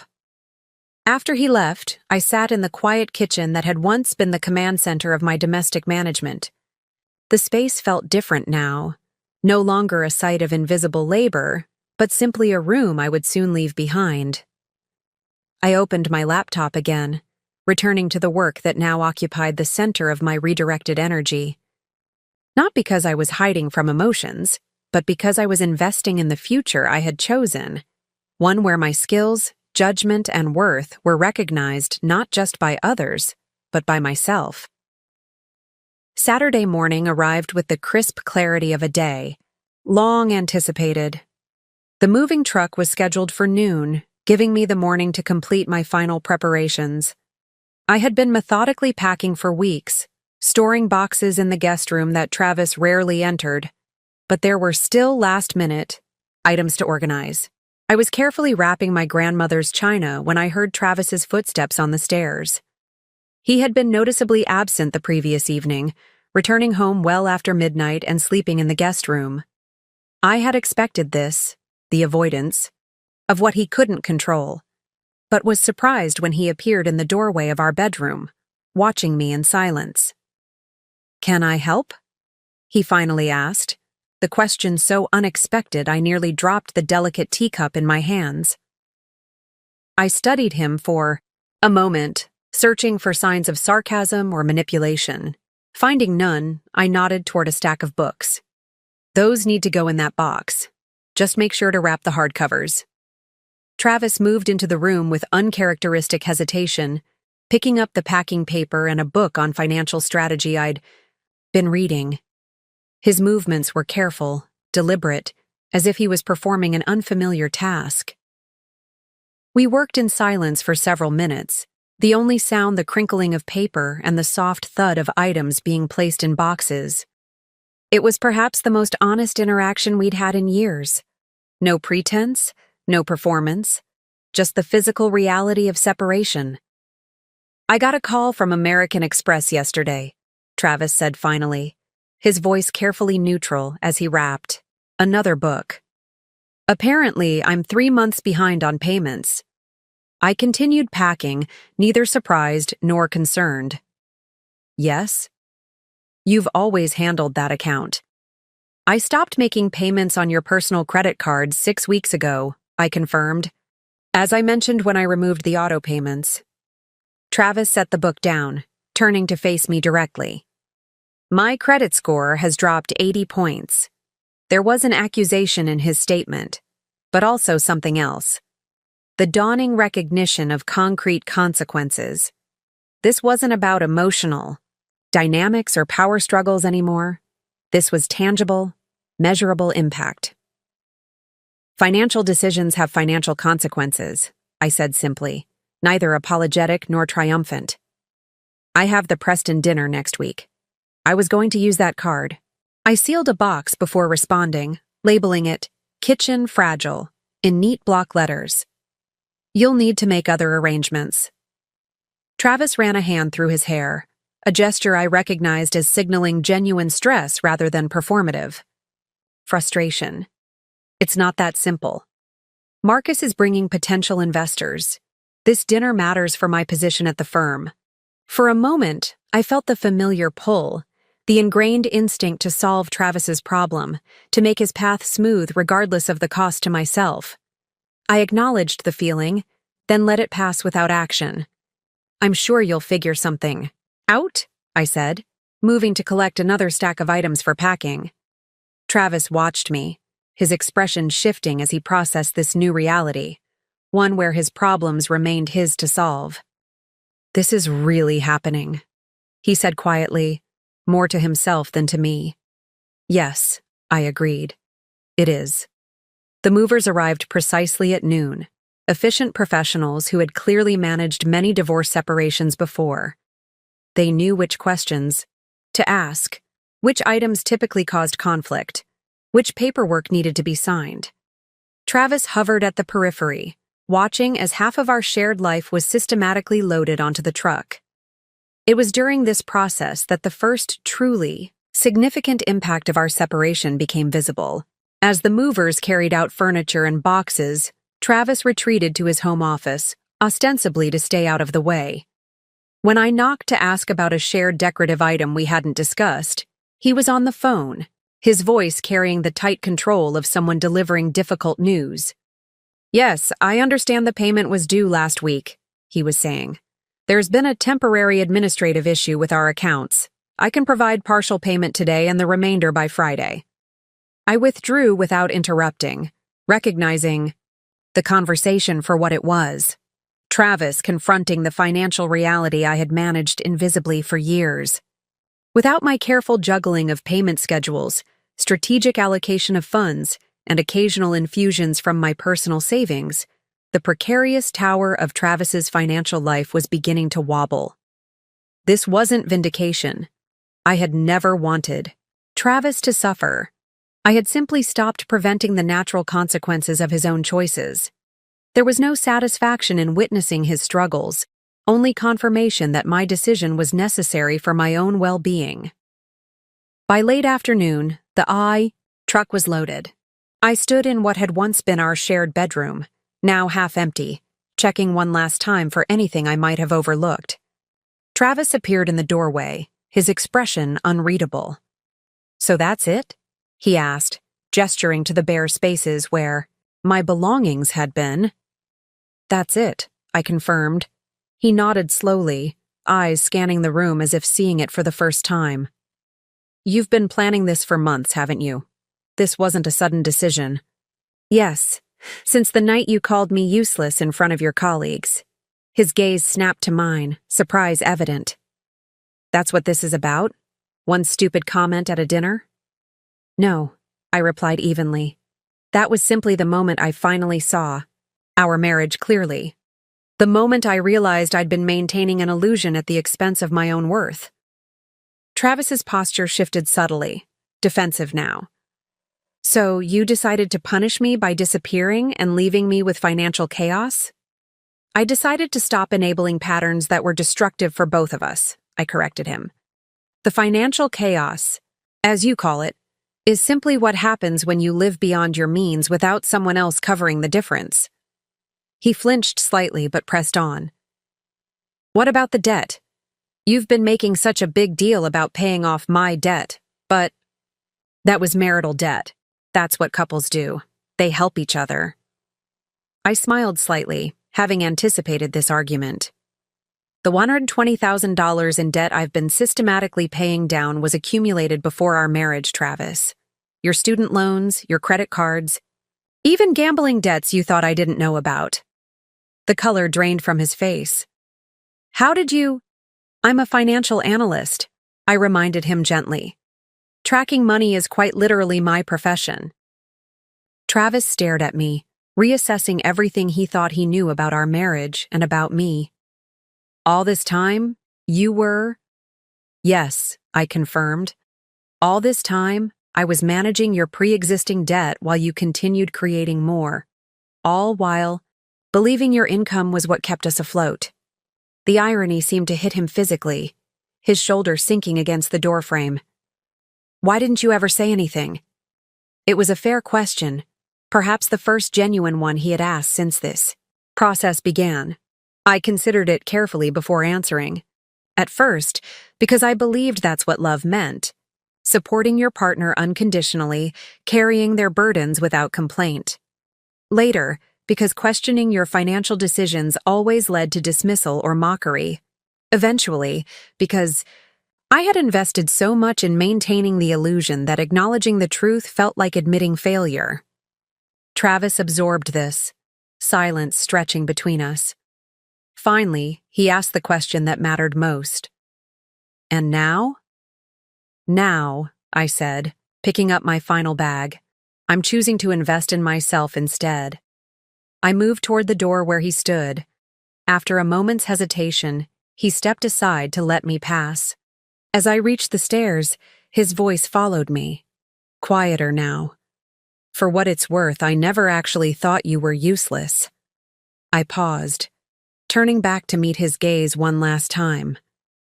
"I know. You just never thought about what it cost me to be useful, to you." With that, I descended the stairs, walking through the house that had been both my prison and my project for 7 years. At the front door, I placed my key on the entry table, a small symbolic gesture marking the end of one chapter and the beginning of another. Outside, the spring air carried the scent of new possibilities. The moving truck waited at the curb, ready to transport me to the life I had carefully constructed. A life built not in reaction to Travis, but in alignment with my own worth. As I walked down the path, I didn't look back. There was no need. Everything that mattered was ahead of me now. My new apartment welcomed me with the quiet expectation of empty spaces waiting to be filled. The movers efficiently transferred boxes and furniture, following my directions for placement. By evening, the essential framework of my new life was in place: bed assembled, kitchen basics unpacked, bathroom arranged with my familiar toiletries.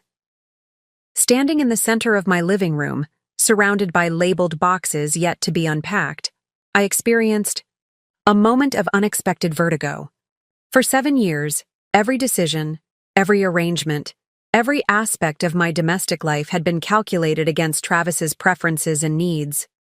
Now, even simple choices, where to place a lamp, which cabinet should hold glasses versus plates, were solely mine. The freedom was both exhilarating and disorienting, like stepping onto solid ground after years at sea. The constant, subtle adjustments I had made to maintain stability in turbulent waters were no longer necessary, leaving me with an unfamiliar steadiness. I allowed myself to sit with this feeling rather than rushing past it. This transition was not just physical, but existential, a fundamental shift in how I occupied space in the world. It deserved acknowledgement. My phone chimed with a text from Travis. "The house feels empty." 3 simple words that could be interpreted as either emotional manipulation or genuine observation, perhaps both simultaneously. I didn't respond, choosing instead to continue unpacking my books, arranging them on shelves not according to Travis's preferred system, alphabetical by author, nonfiction and fiction strictly separated, but in intuitive groupings that made sense to me alone. Sunday passed in a blur of practical tasks, setting up utilities in my name, organizing my new home office, placing the art I had carefully selected over the years but had often compromised on when it came to display in our shared home. By evening, exhaustion overtook me, and I fell asleep on my new couch, a documentary about financial markets playing unwatched on my laptop. Monday morning arrived with the familiar rhythm of a workday, but the novel experience of preparing for it in my own space, at my own pace. No need to manage Travis's schedule alongside my own. No careful dance around bathroom timing or breakfast preparations. Just the simple, direct movement from sleep to shower, to coffee, to professional readiness. At work, I immersed myself in the complexities of client portfolios and team management, the structured challenges providing welcome contrast to the emotional territory I had been navigating. Colleagues commented on my energy, my focus, unaware of the significant life change that had occurred over the weekend. "The Davidson portfolio review is ready for your approval," my assistant mentioned during our morning check-in. Also, Travis called twice. "He didn't leave a message, but asked me to let you know he's trying to reach you." I nodded, neither surprised nor concerned. "Thank you. I'll review the Davidson materials before lunch." My assistant hesitated, clearly curious about the ignored messages from my husband, but too professional to ask directly. I offered no explanation, maintaining the boundary between my personal transformation and professional environment. By midday, Travis had called 4 more times and sent multiple texts, each increasingly urgent. "We need to discuss the mortgage payment.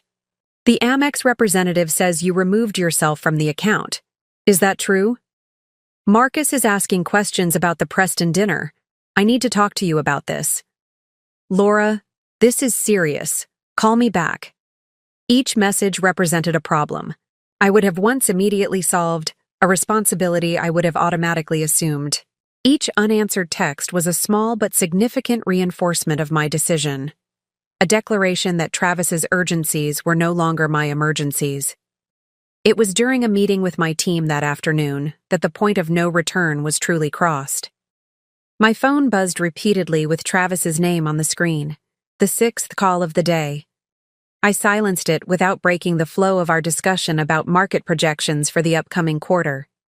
10 minutes later, Marlene appeared at the conference room door, an apologetic expression on her face.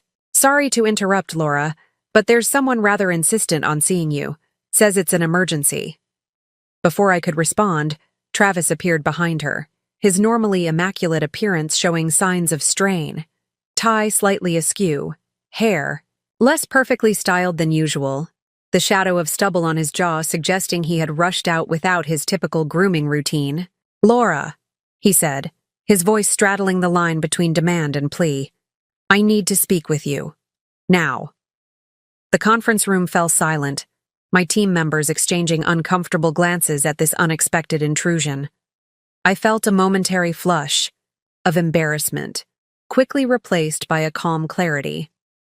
This moment, Travis bringing our private life into my professional space without consideration for the boundaries I had established, crystallized exactly why separation was necessary.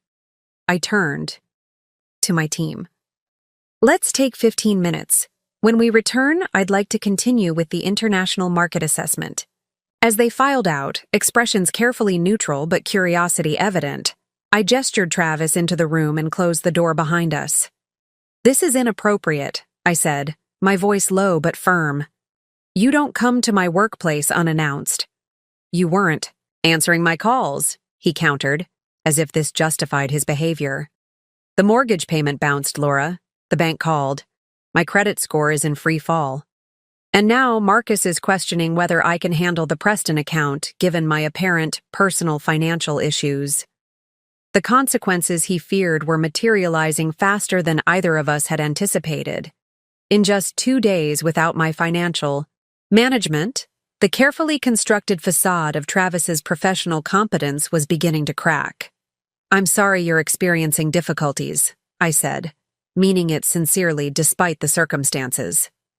"But these are separate issues now. Your financial management is your responsibility, just as mine is mine." Travis stared at me, incredulity mixing with growing panic. "You can't just walk away from joint financial obligations. The mortgage has both our names on it." "Check your email," I replied evenly. "I sent instructions for setting up automatic payments from your account last week, along with the exact amount that represents my half of our joint obligations. I've already transferred my portion for this month." "That's not—" He stopped, recalibrating. "Look, I understand you're upset about things I've said, about not feeling appreciated. But this scorched earth approach isn't like you, Laura. You're hurting yourself financially just to prove a point." I almost smiled at his continued misunderstanding of the situation. "I'm not hurting myself, Travis. I've carefully evaluated my financial position. My half of the mortgage is comfortably within my budget. Can you say the same?" The question hit its mark with precision. Travis's financial difficulties weren't due to the separation of our finances. They were simply being revealed by it. The truth he had avoided for years was now impossible to ignore. His lifestyle had been subsidized by my careful management and occasional supplementation from my own resources. "This isn't just about money," he said, changing tactics. "What about our marriage? 7 years together, and you just walk away without even trying counseling or—" "I left a marriage where I was called useless, despite paying off $120,000 of your premarital debt," I interrupted, my voice steady. "I left a relationship where my financial expertise was mocked even as it was relied upon. I left a dynamic that diminished me personally while draining me financially." Travis flinched, then gathered himself. "One comment at a dinner, one stupid joke that I've apologized for. That's what you're destroying everything over?" "No," I said, meeting his gaze directly. "I'm rebuilding my life based on years of evidence about what our marriage actually was, not what I pretended it was." That comment was simply the moment the illusion became impossible to maintain. A knock at the door signaled my team's return. I straightened my posture, the physical embodiment of the boundary I was establishing. I need to return to my meeting. Now, Travis, please don't come to my workplace again. Any financial matters can be addressed through our attorneys. He stared at me for a long moment, searching for the familiar signs of yielding, of accommodation. Finding none, something in his expression shifted. A recognition, perhaps, that we had indeed reached a point from which there was no return. "This isn't over," he said quietly, but the words carried less conviction than resignation. "Yes," I replied with gentle finality. "It is." As he left, shoulders slightly hunched in a posture I had never seen from the typically confident Travis, I felt no triumph, no vindication, only the clean certainty of having finally crossed the threshold between who I had been and who I was becoming. My team filed back in, carefully avoiding direct questions about the interruption. I resumed our meeting with renewed focus, the professional competence that had always been mine, now uninhibited by the energy once devoted to maintaining Travis's illusions. The point of no return had been crossed, and contrary to Travis's predictions, I wasn't drowning without him. I was finally learning to breathe. In the weeks following Travis's workplace confrontation, I established a new rhythm to my life, one built around my own priorities rather than someone else's needs. Mornings began with coffee and financial news rather than orchestrating Travis's schedule. Evenings were spent developing strategies for my team or enjoying dinner with reconnected friends instead of managing household logistics that primarily benefited my husband. This reclaimed time and mental space allowed me to excel in my new role. Under my direction, the financial division secured 2 major clients previously considered unattainable. My approach to risk assessment, balanced but innovative, earned recognition from the executive team. The woman Travis had dismissed as useless when it comes to actual finance was now being profiled in the company newsletter as a rising star. Meanwhile, the consequences of our separation continued to unfold for Travis, accelerating beyond what either of us had anticipated. Learned about these developments not from Travis directly. Our communication was now limited to necessary exchanges through attorneys, but through the inevitable overlap of our professional and social circles. "Did you hear about Travis's presentation for the Preston account?" Diane asked during a rare lunch we shared. As Marcus's wife, she had insider knowledge of the firm's dynamics that went beyond office gossip. I sipped my water, maintaining a neutral expression. "I haven't." Diane hesitated, clearly weighing how much to share given my ongoing divorce. "It was unfortunate. He was unprepared, got defensive when Marcus questioned his projections, and then—" She paused, lowering her voice despite the private table we occupied. "His credit card was declined when he tried to pay for the client's dinner afterward. Marcus had to cover it." I nodded without comment, neither celebrating Travis's professional stumble nor rushing to explain or defend it. This neutrality seemed to give Diane permission to continue. "The thing is," she said, leaning closer, "everyone's noticed changes in him lately. He's missing deadlines, showing up unprepared for meetings, making calculation errors that aren't like him." The picture she painted was familiar, the inevitable consequences of someone suddenly responsible for managing details that had always been invisibly handled by someone else. The professional facade Travis had maintained was crumbling without the infrastructure I had provided. "I'm sorry to hear that," I said, meaning it sincerely despite everything. I had never wished for Travis's failure, only for my own freedom. Diane studied me with new understanding. "It makes me wonder how much you were managing behind the scenes all these years." "We all make choices about what we invest our energy in," I replied diplomatically. "I've simply redirected mine." The professional consequences for Travis continued to compound. Through industry channels, I learned he had been removed from the Preston account.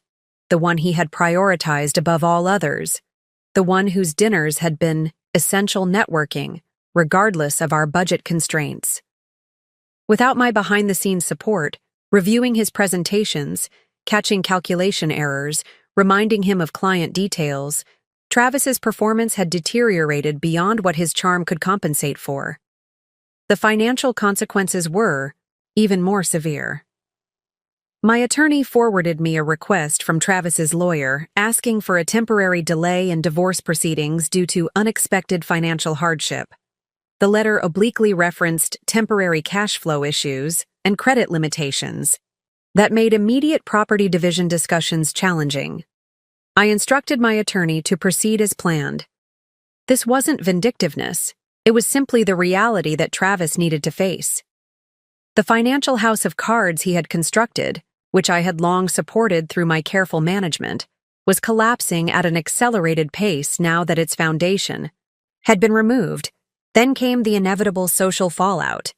Bethany Preston called me directly, her voice carrying the careful neutrality of someone navigating awkward circumstances. "Laura, I'm hosting the seasonal dinner next week, and I wanted to clarify the situation.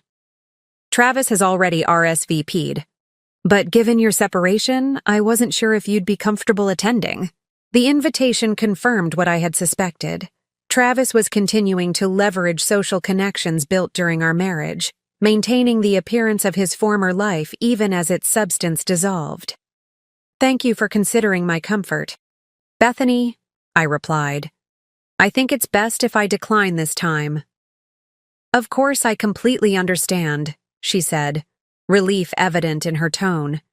Then, hesitating slightly, "This is a bit awkward, but Travis indicated to Marcus that your separation is temporary, a cooling-off period while you reconsider things." The misrepresentation was so characteristic that I almost laughed. Even now, Travis was constructing a narrative that preserved his image and implied future reconciliation. "Our divorce proceedings are moving forward as scheduled," I stated simply. "Any other characterization is inaccurate." The silence that followed carried the weight of realization, not just Bethany processing the truth of my situation, but my own recognition of how completely Travis had controlled our shared narrative throughout our marriage. "I see," Bethany finally said. "Well, you're always welcome in our home, Laura, with or without Travis." The offer of continued social connection independent of my soon-to-be ex-husband was unexpected, but affirming. The relationships I had cultivated, even within Travis's professional circle, had value beyond their connection to him. The most dramatic escalation came approximately 6 weeks after our separation. My attorney contacted me with information that simultaneously shocked me and confirmed my worst suspicions about Travis's financial behavior. "The mortgage lender has initiated foreclosure proceedings on your marital home," she informed me during our scheduled update call. "It appears there have been no payments made for the past 2 months, despite your transfers to cover your portion." The revelation was staggering not just in its immediate implications, but in what it suggested about Travis's financial management in my absence. Despite having received my half of the mortgage payment each month, he had apparently diverted those funds elsewhere, allowing our home to fall into default. "Has Travis been notified?" I asked, maintaining my composure despite the seriousness of the situation. "Yes, the lender has made multiple attempts to contact him. According to their records, he has not responded to any communications." I processed this information with the detached analysis I applied to complex client portfolios. The home that Travis had always referred to as his smart investment was now at risk because he had failed to manage even the most basic financial obligation. The irony was palpable, but brought no satisfaction. "What does this mean for the divorce proceedings?" I asked, focusing on practical implications rather than emotional reactions. "It complicates the property division," my attorney explained. "But we've documented your consistent payment of your portion, which protects you from claims of contributing to the default. More concerning is the potential impact on your credit score if this continues." I'd like to explore options for removing my name from the mortgage immediately, even if it requires buying out my portion at a loss, I replied, already calculating potential scenarios and their financial implications. As my attorney outlined possible approaches, I found myself reflecting on the accelerating collapse of Travis's carefully constructed image, the professional reputation built on charm and selective competence, the social standing maintained through strategic connections, the financial facade sustained by my invisible management. All of it was crumbling faster than either of us had anticipated. The consequences weren't just financial or professional, but deeply personal for Travis.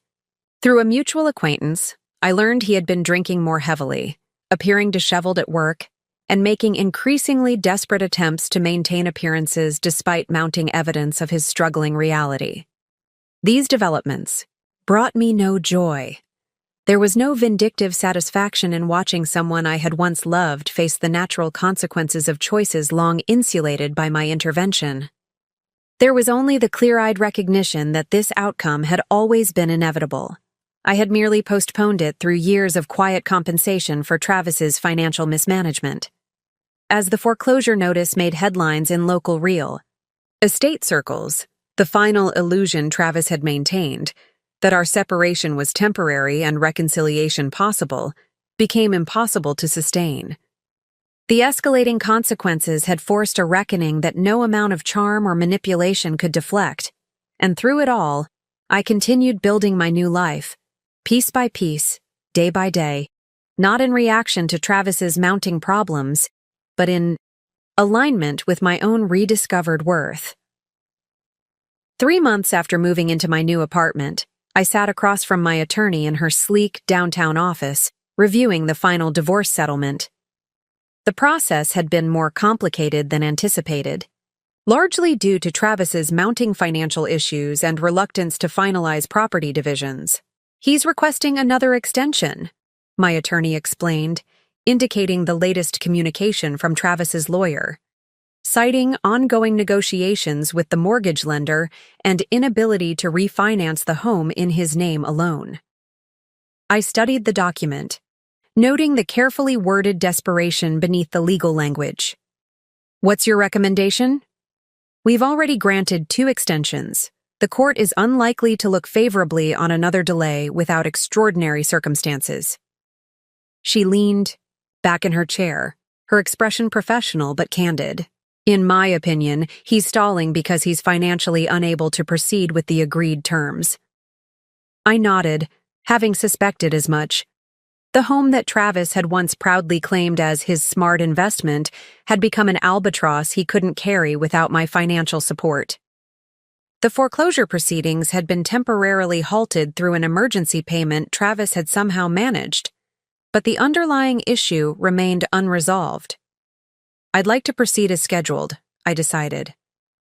But I'm willing to be reasonable about the house. If he can't buy out my portion as agreed, we can list it for sale and divide any proceeds after the mortgage is satisfied. My attorney made notes, her expression suggesting this was the outcome she had anticipated. I'll communicate your position. Given the current real estate market, a quick sale is possible, though you may need to accept less than the original valuation. I understand, I replied, having already calculated the potential financial impact and determined it was acceptable. My new role had come with not only increased responsibility, but also substantial compensation. The loss on the house would be absorbed without significant impact to my long-term financial goals. As we concluded our meeting, my attorney handed me a sealed envelope. This was delivered to our office this morning. It's addressed to you personally, not to you as our client. I recognized Travis's handwriting immediately, the confident strokes that had once signed birthday cards and anniversary notes, now forming my name with an urgency evident in the pressure of the pen. I slipped the envelope into my bag without opening it, thanking my attorney and departing with the composed professionalism that had become my trademark. Only in the privacy of my car did I remove the letter, breaking the seal with steady hands. Laura, it began without preamble. I need to meet with you. Not through attorneys or intermediaries. Just us. One conversation before everything is finalized. I'll be at Riverside Park near the Oak Bench at 6 p.m. today. Please come. Travis. The request was unexpected, but not entirely surprising. As the final divorce hearing approached, Travis's attempts to communicate had increased. Emails I had not answered, voicemails I had deleted after listening. Now this direct appeal bypassing the boundaries I had established. I considered ignoring it as I had the others, maintaining the clear separation that had served me well these past months. Yet something in the simplicity of the request gave me pause. Not demands, not accusations, not manipulation, just a request for conversation. After careful consideration, I decided to go. Not out of lingering attachment or hope for reconciliation, but from a position of strength and closure. I was no longer avoiding Travis out of self-protection. I was simply choosing when and how to engage from a place of personal power. The park was quiet when I arrived. Weekday evening visitors' sparse as summer heat lingered in the air.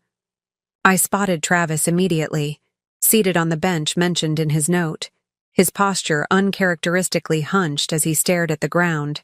He looked up as I approached, surprise flashing across his features as if he hadn't really expected me to come. The change in his appearance was striking.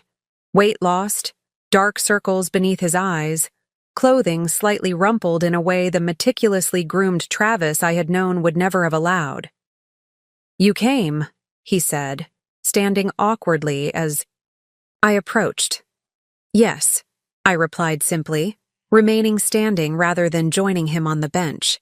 "What did you want to discuss?" Travis gestured vaguely toward the bench. "Could we sit? Just for a few minutes?" I considered, then nodded, taking a seat while maintaining careful distance between us. Travis sat again, his movements suggesting a fatigue that went beyond physical exhaustion. "The house is going into foreclosure," he said without preamble. "I can't make the payments, can't refinance on my own income. The bank won't work with me anymore." I nodded, this information confirming what I had already suspected. "That's why I suggested listing it for sale in the settlement. It won't sell fast enough. There are other issues." He swallowed hard, pride visibly wrestling with necessity. "Credit card debt, a lot of it, and the firm. They've put me on probation. Performance issues." The admission clearly cost him, each word extracted against the gravity of his self-image. The Travis I had married would never have acknowledged such failures, would have maintained the illusion of success regardless of reality. "I'm sorry to hear that," I said, and meant it. Despite everything, I took no pleasure in his struggles. He looked up sharply, searching my face for sarcasm or triumph. Finding neither, his expression shifted to something more vulnerable than I had ever seen from him. "I need your help, Laura." There it was, the true purpose of this meeting. Not closure, not connection, but necessity. "In what way?" I asked, my tone neutral. "Financially, temporarily." The word seemed to physically pain him. "Just until I can get back on my feet. A loan to stop the foreclosure, maybe some advice on restructuring the other debt." The irony was so profound it almost took my breath away.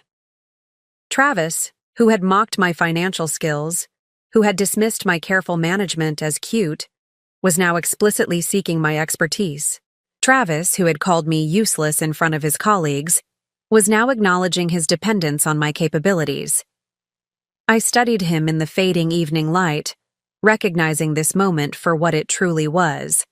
Not just a request for help, but the final confrontation between who we had been and who we had become. The ultimate acknowledgement of the reality our marriage had hidden. Travis had always needed me far more than I needed him. "No," I said quietly but firmly. The single word hung between us, its implications expanding to fill the space between what Travis had asked for and what I was willing to give. "Laura, please," he said, desperation edging into his voice. I wouldn't. Ask if there were any other options. It's just until I spent 7 years paying off your debts while you accumulated more. I interrupted, my voice calm but resolute. I spent 7 years having my financial expertise dismissed while secretly using it to keep you afloat. That chapter of my life is closed, Travis. He stared at me, the reality of this final boundary slowly registering. This wasn't negotiable. This wasn't temporary. This was the end. So that's it? He asked, an echo of his question the day I had moved out. After everything we shared, you're just going to watch me drown? I met his gaze directly, neither cruel nor yielding. I'm going to watch you face the natural consequences of your own choices, Travis. Just as I'm facing the positive consequences of mine. Standing, I smoothed my skirt in a gesture that felt like punctuation to our final exchange. I wish you well. I hope you find your way through this, but it won't be with my resources or expertise. As I walked away, Travis called after me once more. Laura, please, I need you. I paused, turning back with the calm certainty that had become my center. No, Travis, you don't need me. You need to become the person I always pretended you were. With those words, I continued down the path, each step carrying me further from the life I had once accepted and closer to the one I had chosen for myself. Behind me sat the consequences of choices long made and support finally withdrawn. Ahead lay only possibility. The final divorce hearing took place on a crisp autumn morning, almost exactly 6 months after Travis had called me useless at that. Fateful dinner. I arrived early, dressed in a tailored navy suit that projected the quiet confidence I now carried in every aspect of my life. My attorney met me on the courthouse steps, her briefcase containing all the carefully documented financial records that told the true story of our marriage. Travis's attorney called this morning, she informed me as we walked inside. They're requesting a last-minute modification to the property settlement. What kind of modification? I asked, unsurprised, by yet another attempt to adjust terms at the 11th hour. They want to remove the house entirely from the asset division. Travis is offering to take full responsibility for the mortgage and any resulting foreclosure in exchange for you waiving your right to any equity. I considered this as we passed through security. The proposal was clearly designed to provide Travis relief from his most pressing financial problem while potentially allowing him to salvage something if the real estate market improved. From a purely financial perspective, it was probably in my best interest to agree. The foreclosure proceedings would likely result in minimal equity distribution anyway, and removing my name would protect my credit score from further damage. I'll accept on one condition, I decided. I want written acknowledgement that I've contributed my portion of the mortgage payments throughout our separation, and that Travis has been solely responsible for the default. My attorney nodded approvingly. Smart. That protects you from any future claims and preserves your credit history. I'll draft the language immediately. As we entered the courtroom, I spotted Travis already seated at the opposite table. The contrast between us could not have been more striking. While I projected composed professionalism, Travis appeared disheveled despite obvious attempts to present well. His suit slightly rumpled, his posture tense, dark circles visible beneath his eyes despite his attempt to maintain the confident demeanor that had once come so naturally. Our eyes met briefly across the room. The man who had once looked at me with casual dismissal now watched me with a complex mixture of resentment, regret, and something that might have been respect. I acknowledged him with a small nod before turning my attention to my attorney's preparations. The proceedings themselves were anticlimactic, a formal conclusion to a relationship that had effectively ended months earlier. The judge reviewed our settlement agreement, noted the last-minute modification regarding the house, and confirmed that both parties understood the terms. When asked if I agreed to the settlement, I responded with a clear, steady, "Yes, Your Honor," my voice betraying none of the emotion that might have been expected at this final dissolution of 7 years of marriage. It was only as we prepared to leave that the full reversal of our dynamics became apparent. While I gathered my belongings with efficient calm, Travis approached hesitantly, his attorney hovering nearby with poorly concealed concern. "Laura," he said, his voice pitched low to avoid being overheard. "Can we speak privately for a moment?" I glanced at my attorney, who raised an eyebrow in silent question. I nodded, indicating it was acceptable. "I'll meet you outside," I told her, waiting until she had left before turning back to Travis. He seemed to struggle with what to say, now that he had my attention. I need to ask." "Yes?" I prompted, maintaining the professional distance that now characterized our interactions. He exhaled sharply, pride visibly wrestling with necessity. "The Prestons are hosting their annual holiday dinner next month. Marcus has indicated my continued presence at these events is professionally important." I waited, recognizing there was more to this awkward explanation. "The thing is," Travis continued, his voice strained, "there have been questions about the divorce, about the financial issues. My professional standing has been affected." Understanding dawned. "And you're concerned about how I might represent our separation to our shared social circle." Relief flickered across his features at my quick comprehension. "Yes, exactly. If you could just not mention certain details about the house, about the financial situation." The request laid bare the complete reversal of our positions. Travis, who had once casually dismissed me in front of the very people whose opinion he valued, was now essentially asking me to protect his reputation among them. The man who had called me useless was acknowledging my power to significantly impact his remaining professional standing with a few truthful words. I considered him carefully, noting the anxiety behind his attempted composure. This was not the confident Travis who had once commanded rooms with effortless charm. This was someone grappling with the consequences of years of financial mismanagement and personal misconduct, now dependent on the discretion of the very person he had undervalued. "I have no intention of discussing our financial arrangements with anyone, Travis," I said finally. "That would reflect poorly on both of us." Relief visibly washed over him. "Thank you. That's all I wanted to ask." I gathered my purse, preparing to leave, then paused. "But I won't lie if directly asked." His expression faltered. "What do you mean?"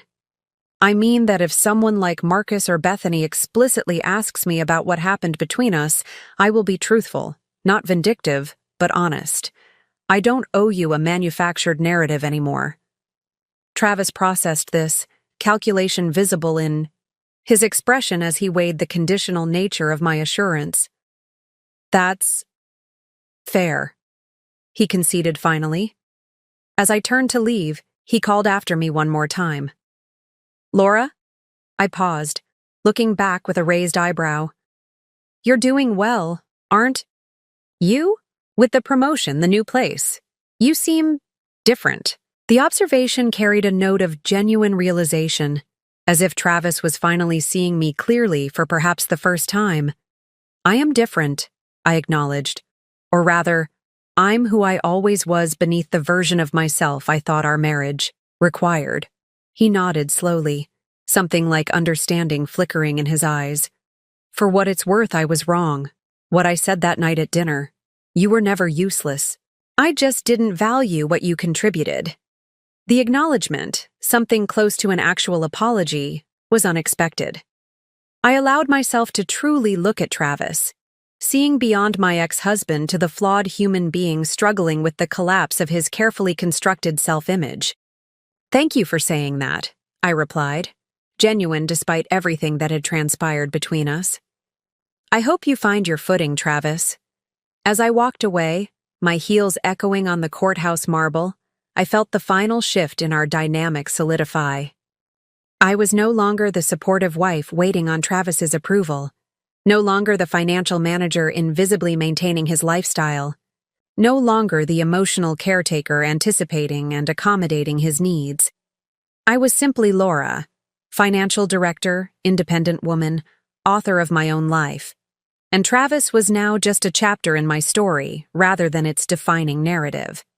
Outside, my attorney waited beside her car. "Everything okay?" she asked as I approached. "Yes," I said, smiling slightly. "Everything is exactly as it should be." We drove to my office where I had insisted on working a half day despite the significance of the morning's events. As I settled, at my desk, reviewing the quarterly projections my team had prepared, my assistant appeared with coffee and a small gift bag. "The team wanted to acknowledge today," she explained, setting both on my desk. "We know it's been a challenging period personally, though you've never let it affect your work."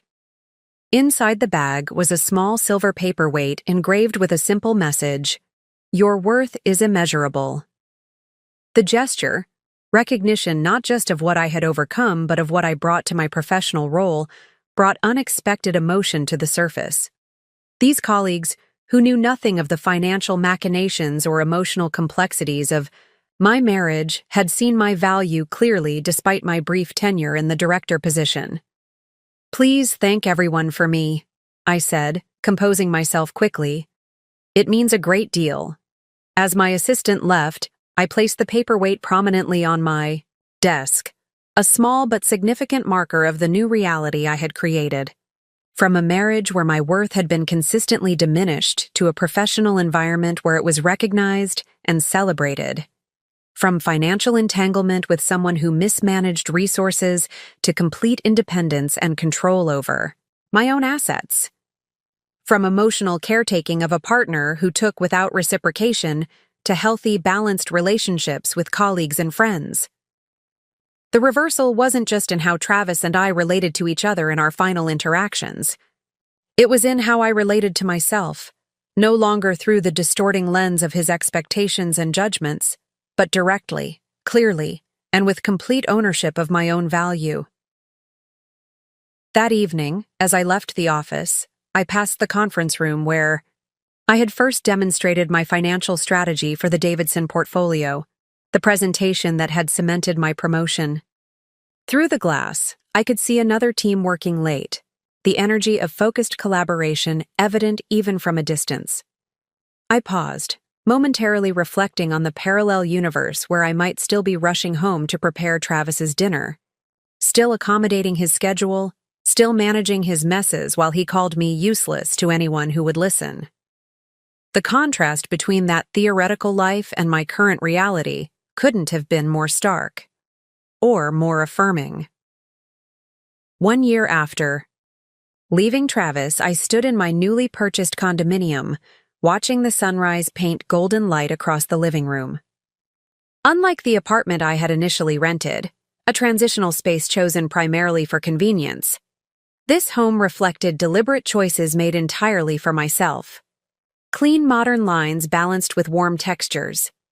A dedicated home office overlooking the city. A kitchen designed for someone who genuinely enjoyed cooking rather than performed it as an obligatory service. My phone chimed with a calendar reminder. Financial workshop, Women's Center, 10 a.m.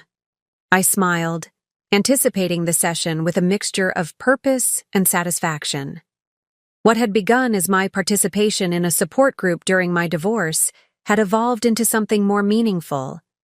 I now led monthly financial literacy workshops for women in transitional life phases, many emerging from relationships where financial control had been a form of subjugation. This integration of my professional expertise with my personal experience had become one of the most unexpected and rewarding aspects of my post-Travis life. The skills I had once used to manage his financial chaos now served to empower others facing similar situations. As I prepared for the day, I moved through my morning routine with a mindfulness that had once been impossible. The constant demands of managing Travis's needs alongside my own had previously transformed even simple self-care into rushed efficiency. Now, each action carried intention, from preparing my coffee exactly as I preferred it to selecting an outfit that expressed my professional confidence rather than conforming to someone else's expectations. The workshop space at the Women's Center buzzed with nervous energy as participants arrived. I recognized the expressions many wore: uncertainty mixed with determination, the tentative emergence of women beginning to reclaim their agency after years of diminishment. I had worn that same expression myself not so long ago. "Welcome," I began once everyone had settled. "I'm Laura, and I'm here to share some practical financial strategies for those navigating significant life transitions. But before we dive into the technical aspects, I want to acknowledge something important. Financial independence isn't just about numbers. It's about recognizing your own worth and making choices that honor that worth." The words weren't part of my prepared outline, but they flowed naturally from the integration of my professional knowledge and personal journey.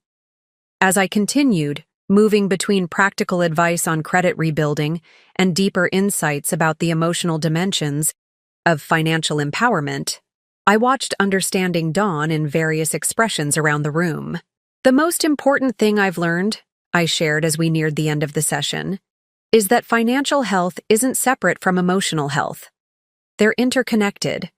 When we allow others to diminish our sense of value in one area, it often affects how we advocate for ourselves in all areas." A woman in the front row, Jessica, who had shared earlier about leaving a 15-year marriage where her husband had controlled all financial decisions, raised her hand. "How did you know when it was time?" she asked, the question simple but laden with complexity. "To leave, I mean. To stop trying to make it work." The room quieted, participants leaning slightly forward, recognizing the question as central to many of their own struggles.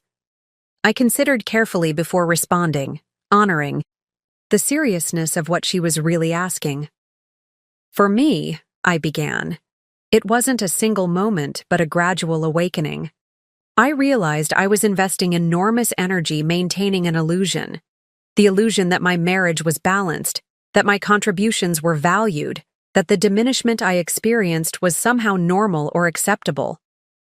I paused, finding the precise words to articulate what had been a complex internal shift. The turning point came when I finally understood that the person I had become in my marriage was a reduced version of myself. I was making myself smaller to accommodate someone else's need to feel larger. And once I saw that pattern clearly, continuing it became impossible.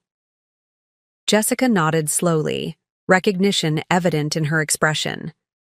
Others in the room showed similar responses, the quiet acknowledgement of seeing their own experiences reflected in different circumstances. "The practical steps came after that realization," I continued. "Documentation, planning, strategic decisions about timing and resources. But the essential first step was internal, recognizing my own worth independent of how someone else valued me." After the workshop concluded, several women lingered, asking additional questions or simply sharing parts of their stories. This, too, had become a familiar pattern, the workshop serving not just as financial education, but as confirmation that their experiences were neither unique nor imagined. As I gathered my materials, Marlene appeared in the doorway, surprising me. We had developed a genuine friendship over the past year, occasionally meeting for lunch or after-work drinks, but she had never attended one of my workshops before. "Hope you don't mind me dropping in," she said, helping me collect handouts. "I was curious about this side project you're so passionate about." "Not at all," I replied, though it's a bit different from our usual client presentations. Marlene nodded, watching the last participants exit in animated conversation. "I can see why you do it. That was powerful, Laura. The way you connected the financial strategies to the deeper issues." We walked together toward the exit, Marlene thoughtful before speaking again. "You know, watching you in there reminded me of something I've been meaning to tell you. The board is creating a new position, Chief Financial Wellness Officer. It's a client-facing role focused on holistic financial health rather than just investment returns. Your name came up in the preliminary discussions." I absorbed this information with measured surprise. That sounds fascinating. A more integrated approach to client services. Exactly, Marlene confirmed. And after seeing you today, I'm even more convinced you'd be perfect for it. You've developed something valuable through your own experience, the ability to connect technical expertise with emotional intelligence. The observation struck me with its accuracy. What I had once considered my greatest vulnerability, the painful dismantling of my marriage and identity, had actually become the foundation for a deeper understanding of both finance and human behavior. The lessons I had integrated from that experience weren't just personal healing, but professional wisdom. I'd be interested in learning more, I acknowledged, genuinely intrigued by the possibility. As we parted ways outside the center, I decided to walk home rather than taking a cab, using the time to reflect on how completely my perspective had transformed in a single year. The skills I had once used to manage Travis's financial chaos while receiving mockery in return had become recognized professional assets. The emotional intelligence I had developed navigating his dismissal of my worth was now valued by colleagues and clients alike. Even more significantly, I had integrated these external validations into a solid internal foundation. Unlike during my marriage, when I had desperately sought Travis's approval while receiving his criticism, I now recognized affirmation from others as confirmation of what I already knew about myself, rather than the source of my self-worth. That evening, I received an unexpected email from Bethany Preston. We had maintained sporadic contact since my divorce, primarily through professional channels. But this message was more personal. Laura, I wanted to share some news that might interest you. Travis is leaving the firm at the end of the month. Marcus tried to work with him through the performance issues, but ultimately it wasn't salvageable. I'm telling you this not to dwell on the past, but because I've always respected how you've handled everything with such dignity. Would you be available for lunch next week? I'd love to catch up properly. I read the message twice, surprised by my own reaction. Not satisfaction at Travis's professional downfall, but a quiet acknowledgement of how predictable this outcome had become once the scaffolding of my support had been removed. Without someone managing his schedule, catching his errors, supplementing his financial shortfalls, and maintaining his image, the facade had finally collapsed completely. As I composed a polite acceptance of Bethany's lunch invitation, I realized this final news about Travis represented the full integration of the lessons my marriage had taught me. I could acknowledge the reality of who he was and the dynamic we had shared without either bitterness or nostalgia. I could recognize the harm his dismissal had caused without allowing it to define my ongoing story. Most importantly, I had learned to distinguish between genuine value and assigned worth, between what I actually contributed to any relationship, professional or personal, and how that contribution might be perceived or acknowledged by others. These integrated lessons hadn't just changed how I related to my past with Travis. They had transformed how I approached every aspect of my present and future. Financial decisions made with clear-eyed assessment rather than emotional compensation. Professional contributions offered with confident expertise rather than apologetic deference. Personal boundaries established with calm certainty rather than defensive justification.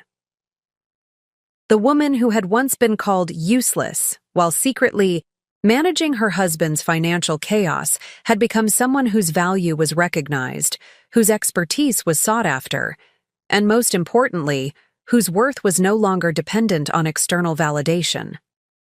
The lessons had been painful, the integration transformative. Sometimes I think about that night, standing frozen in the kitchen as my husband's voice carried from the dining room, calling me useless, while I had just finished analyzing the very financial documents that showed I'd paid off nearly $90,000 of his premarital debt. I think about the woman I was then, capable but diminished, competent but unseen, valuable but unvalued. If you're watching this and recognizing yourself in my story, I want to speak directly to you now. When someone dismisses your worth, whether through casual mockery, deliberate belittlement, or simple indifference to your contributions. They aren't describing you. They're revealing themselves. They're showing you exactly who they are and how they view relationships. The most insidious part of being with someone who diminishes you isn't the hurt of their words or actions. It's how, over time, you begin to internalize their perception. You start to question your own value. You begin making yourself smaller to accommodate their need to feel larger. You accept less because you've been convinced you deserve less. Spent 7 years managing my husband's finances while he called me cute for keeping spreadsheets. 7 years covering his mistakes while he presented himself as the financial expert. 7 years shrinking myself to maintain his illusion of superiority. The journey from that kitchen moment to where I stand today wasn't about revenge or even justice. It was about reclamation of my time, my energy, my expertise, and most fundamentally, my sense of self-worth. If your partner consistently makes you feel inadequate, incompetent, or invisible, that isn't love. Love doesn't diminish, it elevates. Love doesn't mock, it respects. Love doesn't take what you offer for granted. It recognizes and reciprocates your contributions. Standing up to a dismissive or verbally abusive partner isn't selfish. It isn't an overreaction to just words or harmless jokes. It's an act of self-preservation. It's saying, I matter enough not to accept being treated as if I don't matter. The most powerful thing I learned through my experience wasn't how to leave a bad marriage. It was how to recognize my own worth independently of anyone else's assessment. It was understanding that I don't need someone else's validation to know my own value. When I stopped trying to prove my worth to someone who couldn't or wouldn't see it, I discovered something transformative. I had been the source of my own strength all along. My financial expertise didn't suddenly become valuable when my employers recognized it. It had always been valuable, regardless of Travis's dismissal. My capacity for organization and management didn't become significant only when its absence created chaos in Travis's life. It had always been significant, even when taken for granted. If someone in your life is telling you you're useless, worthless, or insignificant, whether through direct words or subtle implications, please hear this. They are wrong. Not subjectively. Wrong, but objectively incorrect about your fundamental value as a human being. The question isn't whether you should stay or leave, fight back, or remain silent. The question is, what would your life look like if you honored your own worth as the starting point for every decision you make? For me, that question led to independence, professional advancement, and genuine connections built on mutual respect, rather than one-sided accommodation. It led to mornings where I wake up in a home designed for my comfort, to work that values my unique perspective, to relationships that enhance rather than diminish my sense of self. Your path might look different, but it begins with the same recognition that you deserve to be valued, not despite who you are, but because of who you are. The person who calls you useless while benefiting from your contributions doesn't get to define your story. Only you have that power and your true worth. It was never in question. It was only waiting for you to recognize it yourself. Up next, you've got 2 more standout stories right on your screen. If this one hit the mark, you won't want to pass these up. Just click and check them out. And don't forget to subscribe and turn on the notification bell so you don't miss any upload from us.